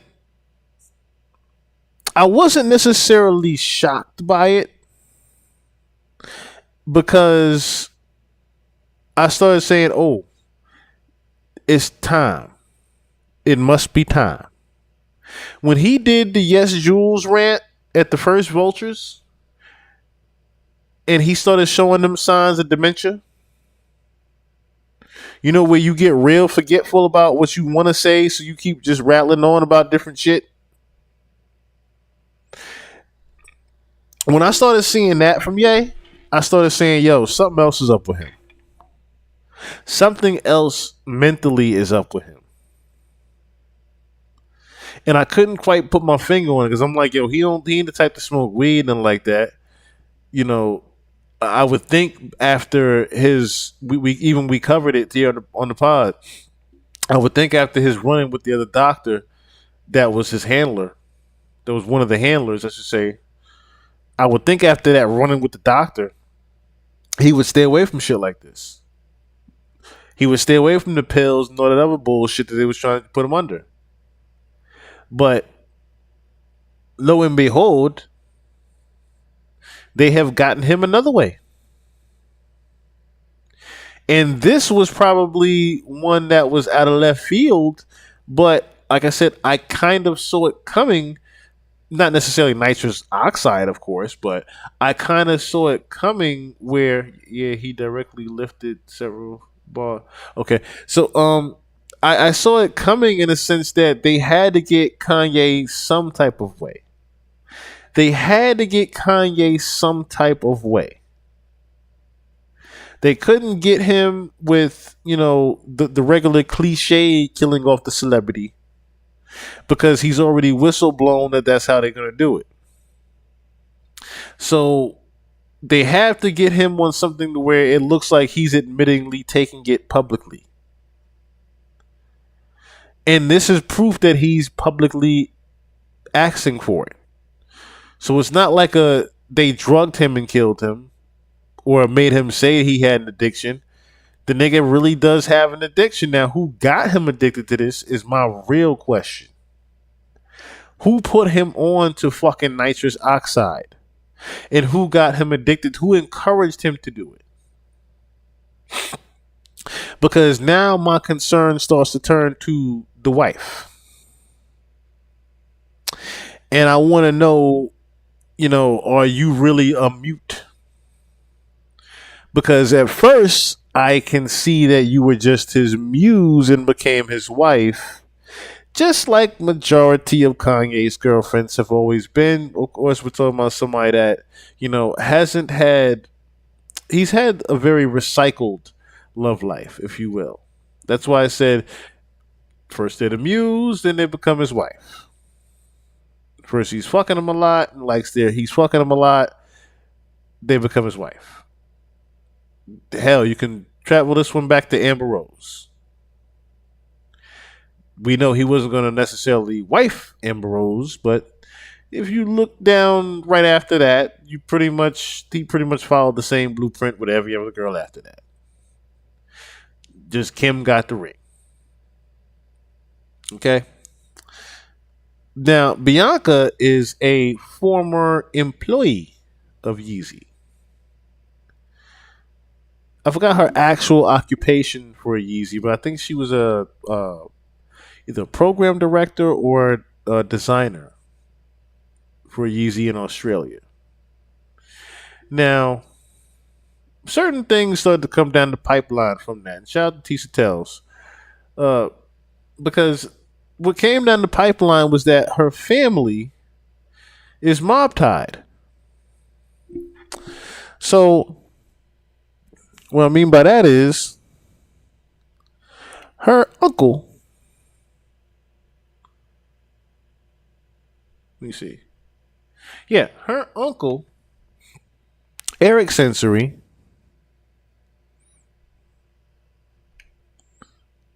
is a known killer. Northbridge underworld figure and murderer Eris Sensory revealed to be Kanye's wife Bianca's uncle.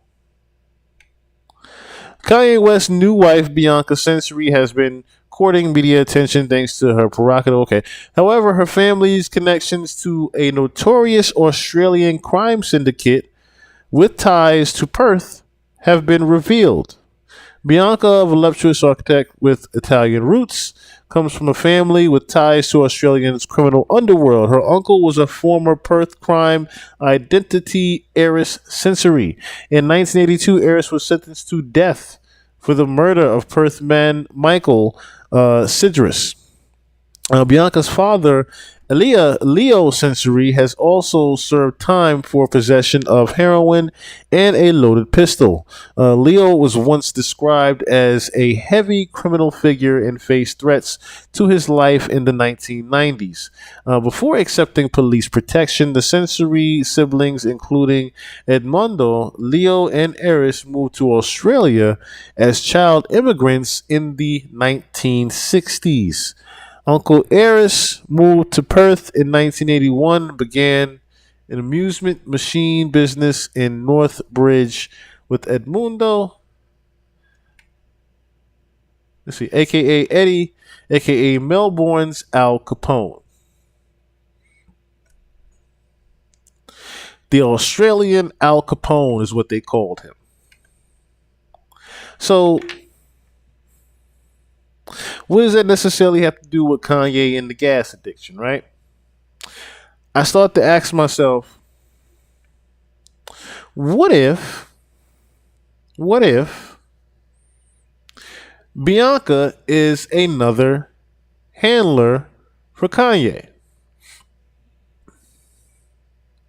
Because, yes, he's far removed from the Kardashians, but he's not necessarily removed from all of his handlers around him because he still very much hangs around Corey. He still very much hangs around Corey Gamble. And we all know Corey Gamble shows up around death.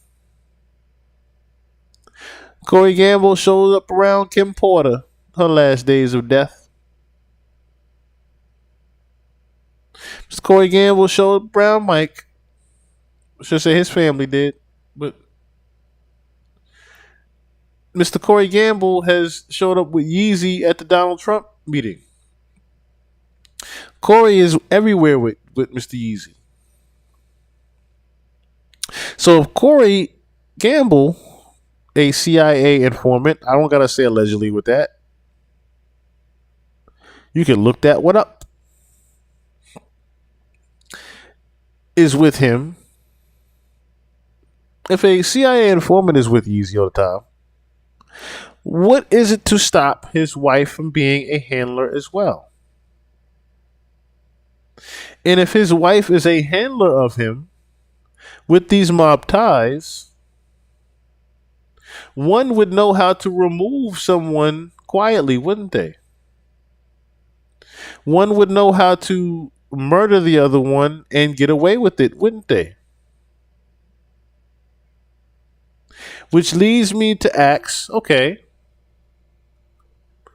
how do we know Bianca has some type of control? We look no further than one piece of evidence here.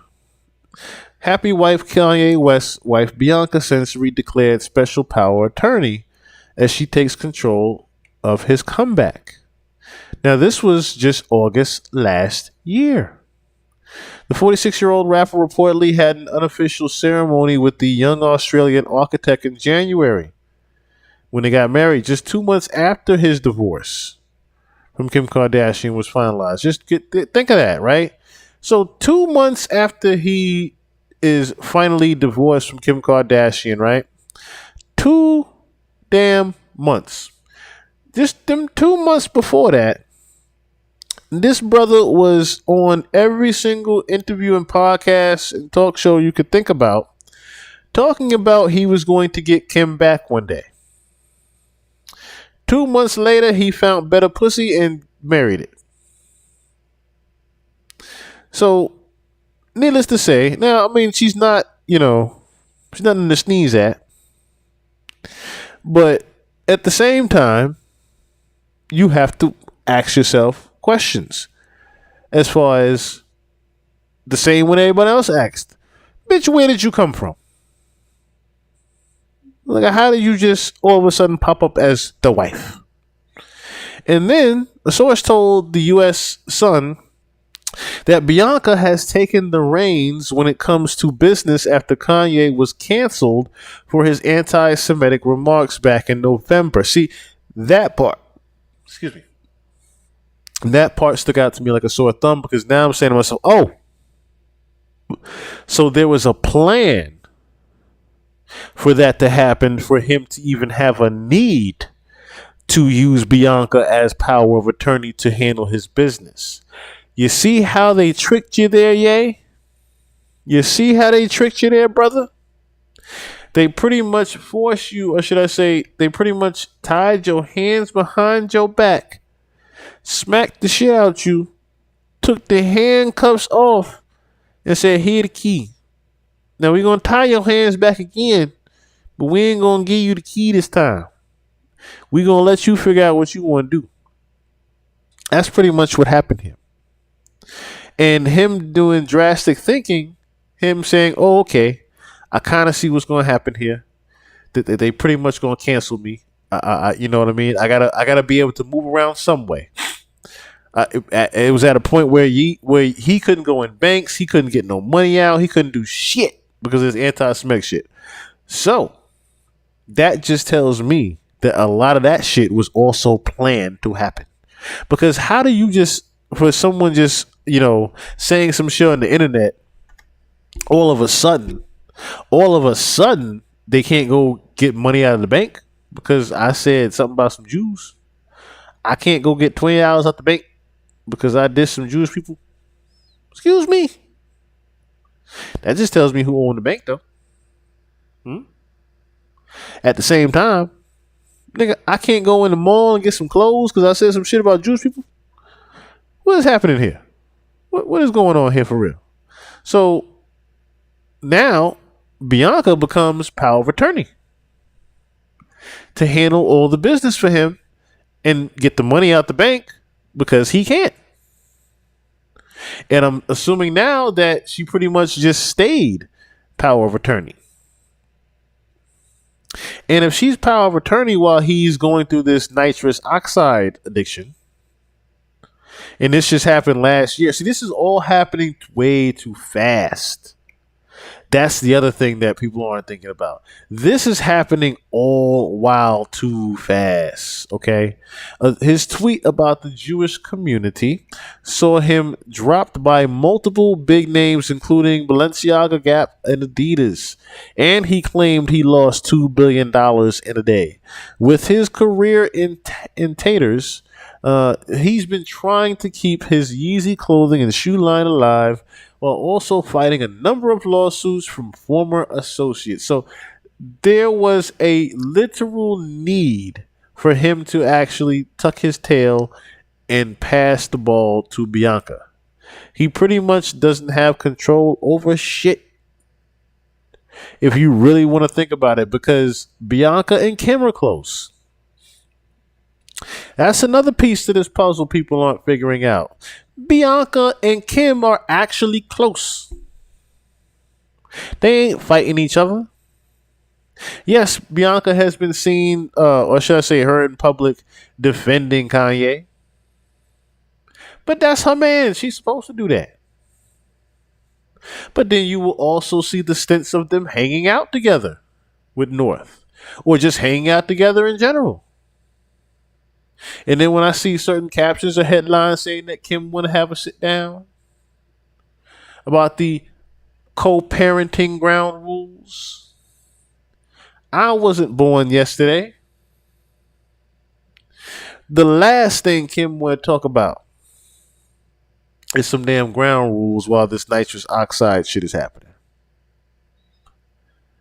I'm pretty sure she is starting to count the assets that are left when it comes to looking at Kanye. That's what Kim Kardashian is doing. She is counting the assets, doing her own assessment of things. That's what she's doing. Because when it is time for Kanye to go, unfortunately, that time is coming upon us, I feel like. Quicker than we actually would like to even deal with. When that time does come, do not be surprised at all when you see Kim Kardashian all of a sudden having certain investments that are very expensive go on. Do not be surprised about that. On top of, don't be surprised about the tell-all book from Bianca when he passes. Because at the end of the day, when it comes to Kanye West and Bianca Sensory, Bianca is his new handler. I don't think people have caught on to that yet. Bianca is the new handler for Kanye. It saddens me to even know that, because this is someone that, tried to be like Roddy Piper in the They movie, in the They Live, I should say. He tried to be like that and take the shades off and see everybody for what they really were. He tried to escape. What it do, Tamiko Show? What it do? What it do? Pretty Tree, what it do? What it do? He tried to escape. He tried to get out of this. Kanye tried to escape the game. But you cannot escape. Once you're in, once you take the oath, there is no escaping. You either become someone of value when you pass, or you become devalueless and just pass. But if you're not of someone of value to monetize, you'll just be forgotten. You'll be rotten and forgotten. Kanye has tried to just get away from the industry and avoid this type of shit from even happening to him. How we know is he had a spiritual awakening at TMZ one evening. Based on what you've just said here, it sounds to me you got precisely the reaction you wanted by wearing that hat. I didn't want a reaction. You wanted a reaction. No. You knew there was going to be a reaction. I knew there was going to be a reaction, but I'm just living my life day by day, doing what I feel and what the Spirit calls upon me to do. But it also opens up this dialogue that you're not apologizing, because everybody else, when they make a statement like that, they end up apologizing because they're so worried about what people say on social media. Well, you know why when I went to visit him the first time, right after the election. Yeah, and I took the tweets down and everything. Yeah. Because I was drugged the fuck out, bro. I was drugged out. I was on opioids. 2 days after I got off of opioids, and I was addicted to opioids, 2 days I got off of opioids, I'm in the hospital, right? I'm taking hey, everyone listen to this, please. 2 days before I was in the hospital, I was on opioids. I was addicted to opioids. I had plastic surgery because I was trying to look good for y'all. I got liposuction because I didn't want y'all to call me fat like y'all called Rob at the wedding and made him fly home before me and Kim got married. I didn't want y'all to call me fat, so I got liposuction. What you are literally hearing is him pretty much having another mental breakdown. See, Kanye has these different periods of mental breakdowns and spurts. This is one of those mental breakdowns he literally had at a great time in front of TMZ to let people know that, hey, I was pretty much Hollywood pressured into taking those pills because I was made to be scared of what you guys think of me. We're talking about Kanye West here. And I can't say that in the same sentence of care about how you feel about me. Or Kanye West care about what you think of me. When I see or hear Kanye West, it's the last thing I think about.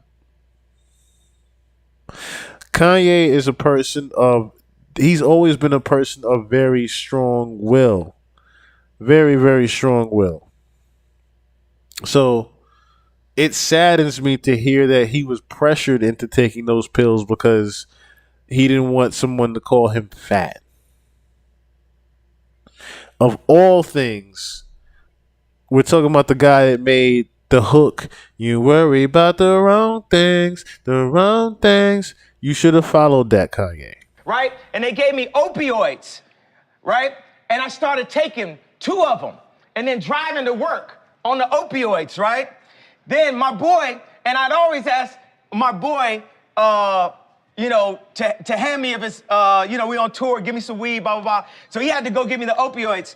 And there was talks amongst my camp, like Ye's popping pills, right?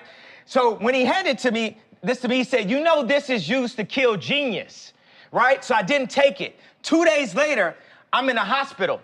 I was taking 2 pills a day at that time. When I left the hospital, how many pills you think I was given? 7. I went from... Imagine that, right? Someone being high off opioids twice during the day. But imagine a nigga taking 7 of them shits a day. And you got the brain of Kanye West. It's little shit like that I wish people would take notice when a person is saying, yo, I'm fucking dying. Can you help me? That's what I hear with this. Taking 2 pills to taking 7. So the reason why I dropped those tweets and everything, because I was drugged the fuck out, bro. And I'm not drugged out. These pills that they want me to take 3 of a day, I take 1 a week, maybe 2 a week. Y'all had me scared of myself, of my vision. So I took some pills so I wouldn't go to the hospital and prove everyone right.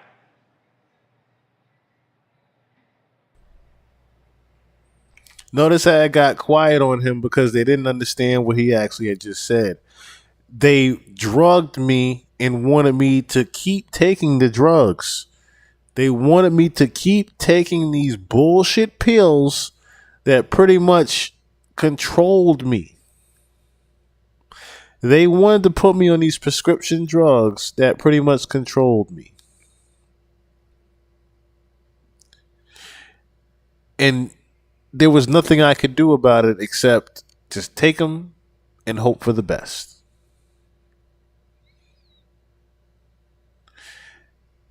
You got to pray for Kanye because this is, when I see this, I start saying to myself, yo, they are readying him for death. This is no different. And everyone said that too with Michael Jackson. This is very Michael Jackson-esque. It's just more the sense that, yes, they are readying him, unfortunately, to pass. We are drugged out. We are following other people's opinions. We are controlled by the media. And today, it all changes. You got Tupac and Lennon in that hallway. Today, it all changes. We need to think how to think free. We need to be free thinkers. Then we need to learn how to feel free. People say feel free, but we don't even know how to feel free or think free. Say what you feel, positive or negative. I just got off the phone with J. Cole. He said, how'd you feel when they said the Crips is gonna kill you? I said, man, that was the headline. But when they said they wanted to beat me up, I said, that's great. They're my brothers. They love me. They don't want nothing to happen to Ye. They just want to beat some sense into me. I love Daz. I love the Crips. I love the Bloods. I love everyone. How many people are feeling, how many people felt something that I said today? Raise a hand if you felt something that I said today. Do you feel that I'm feeling, do you feel that I'm being free and I'm thinking free? Yes. I actually don't think you're thinking anything. I think what you're doing right now is actually the absence of thought. And the reason why I feel like that. And there's always that one nigga that didn't hear what he just said. Nigga, he was asking, am I thinking free? That little part right there got misheard. Because at the end of the day, what that gentleman doesn't realize is that eventually what Kanye just asked will not be available anymore. And you won't be able to be a fucking free thinker. You can just be a free thinker to yourself. And even then, if they so much as to happen to find that you was hating on something, that might be it right there. Just saying. Because Kanye, you're entitled to your opinion. You're entitled to believe whatever you want.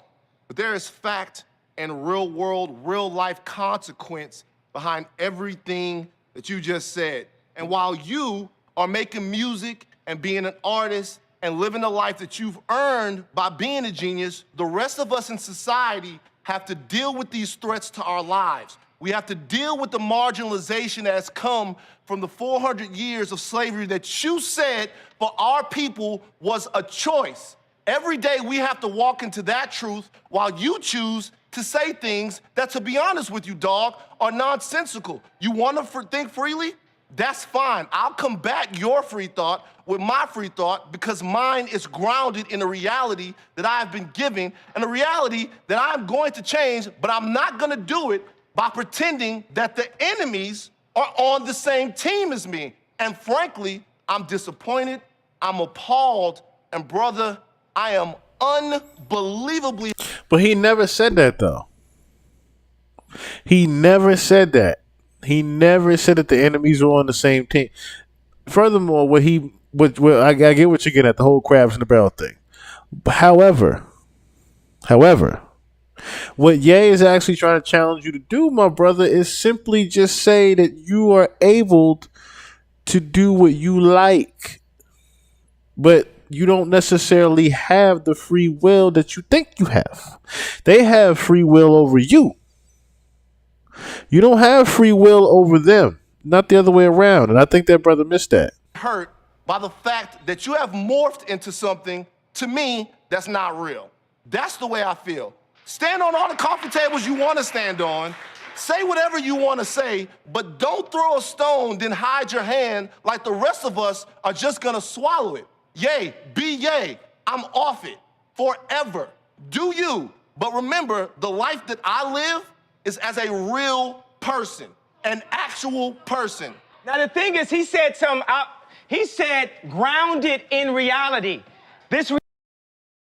Now, of course, you heard the claps and everything like that because, that's something that, majority, 95% of the people in that room, 95% of the people right now in general feel like that. Like, yo, I'm a real person. But what does that even mean?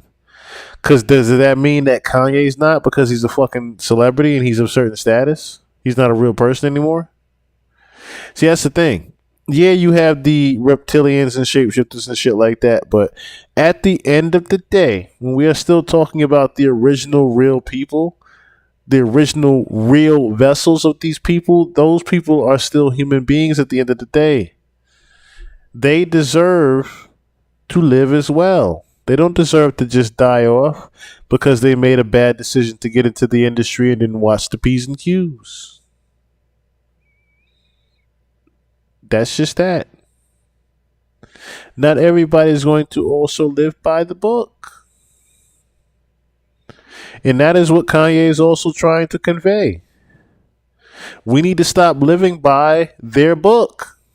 Reality has been forced upon us. It is a choice. Just like when I said slavery is a choice. The reality, we can make our own reality. We can talk about history, but not too long.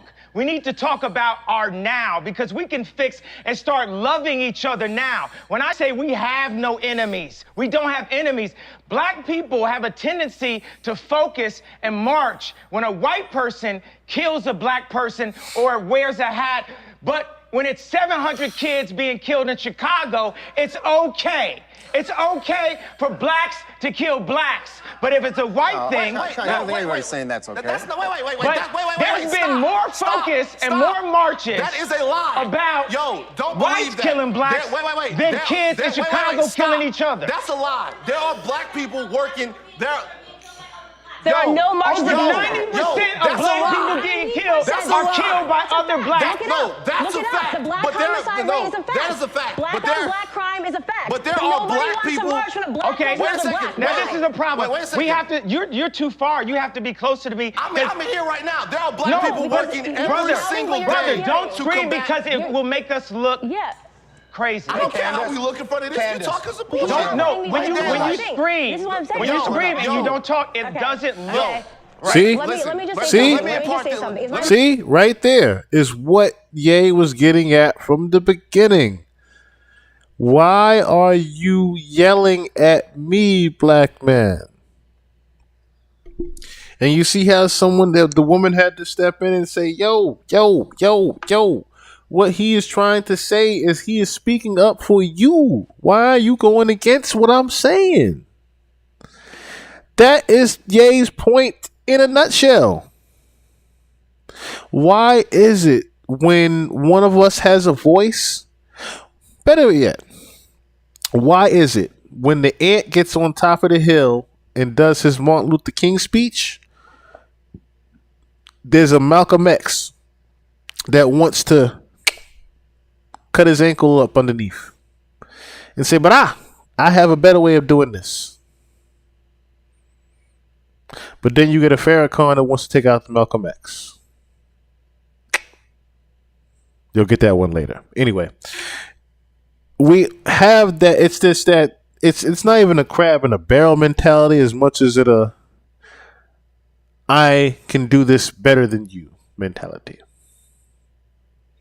That's not even a crab in the barrel mentality. That's just a fucked up way of thinking and programming that we can do better than one another instead of we can do better with one another.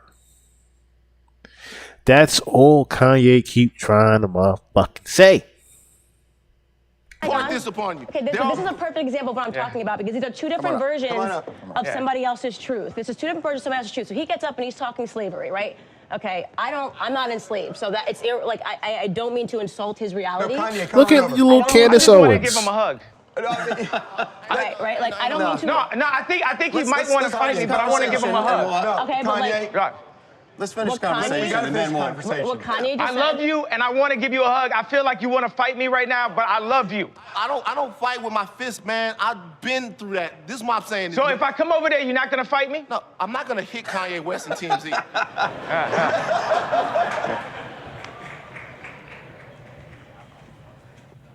Bro, you gotta be responsible, man.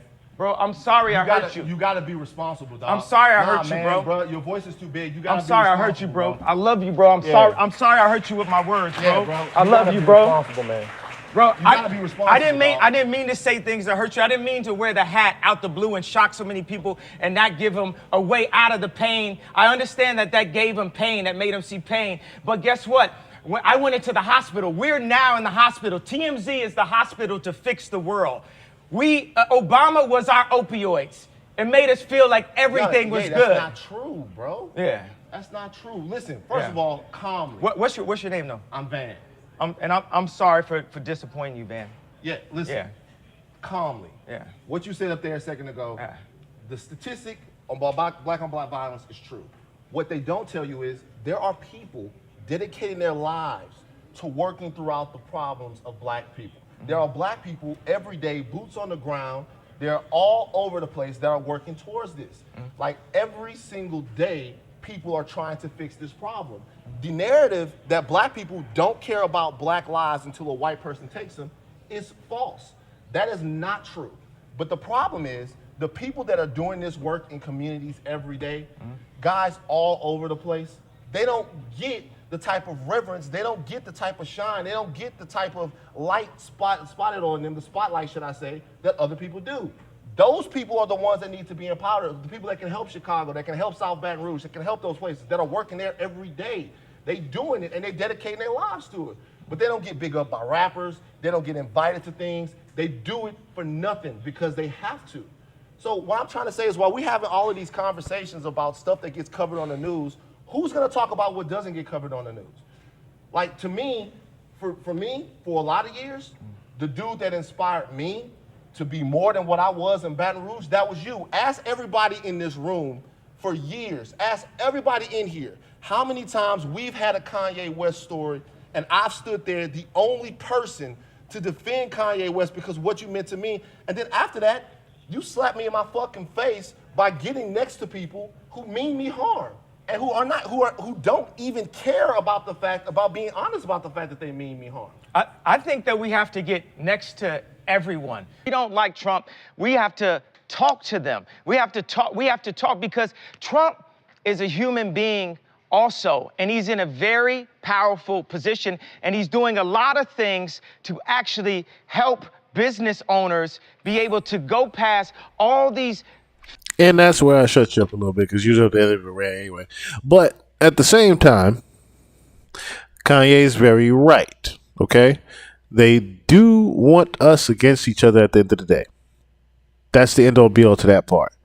But I played this more so to emphasize on the fact that this Kanye is the free thinking Kanye that they have heavily drugged up. This is the Ye that they want to keep drugged up because they are scared of what he can actually do with his voice. As the gentleman that he is standing next to said, you have a very powerful voice and you have to be more responsible with it. At this point, Ye is not responsible for his own voice. He's barely responsible for his own thoughts. Yes, he will always and forever be a free thinker of his thoughts, but it is also very hard for him to maintain those thoughts. Like I said, early signs of dementia are within Ye right now. Ye is up in his higher 40s, I would say. You see some real quick. I know, like I said, Ye is up there in age. He's up there in age. Yes, Ye is 47 years old right now. I don't think that part gets noticed too much. It's not like Kanye West is still 26 years old or 35. He's 47. Going through all these stages right now. 47 years young, going through Hollywood kicking him out, being canceled, the industry shutting him away, and now they're pretty much preparing him for death. That's what I pretty much have been seeing lately.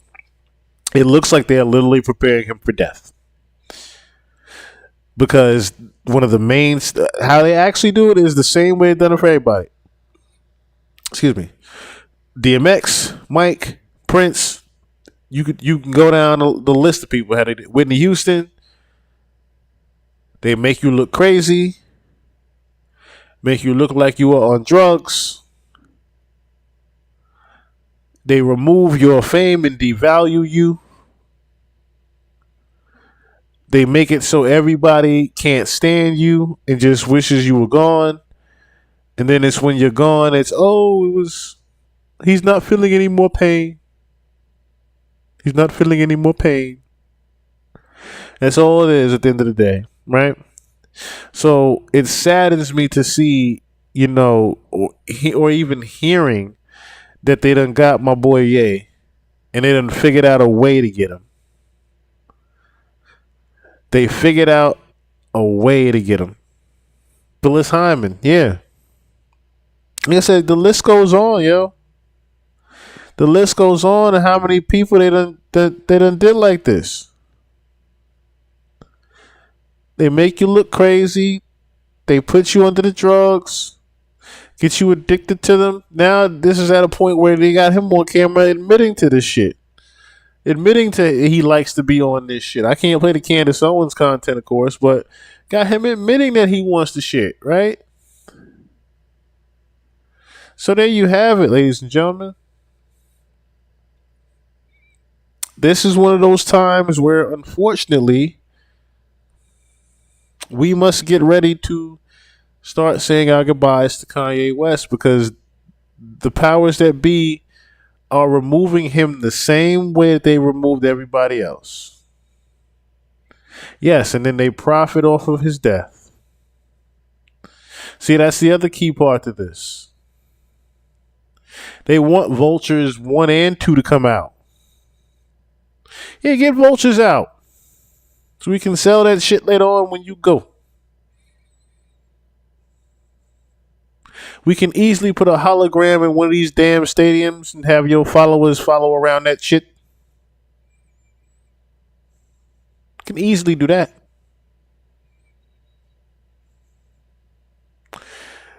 But yeah, man. I'm gonna spin the block. I got Taylor Swift. I still got Diddy. Crazy ass court case. What the hell else? T-Pain. Krishan's jail call, and Big U. And Big U and Adam Sandler and The Simpsons. So we're gonna spin the block tomorrow night. Like I said, I'm still celebrating my birthday weekend. I greatly appreciate and love all y'all for being here. Hopefully they don't kick my ass out again.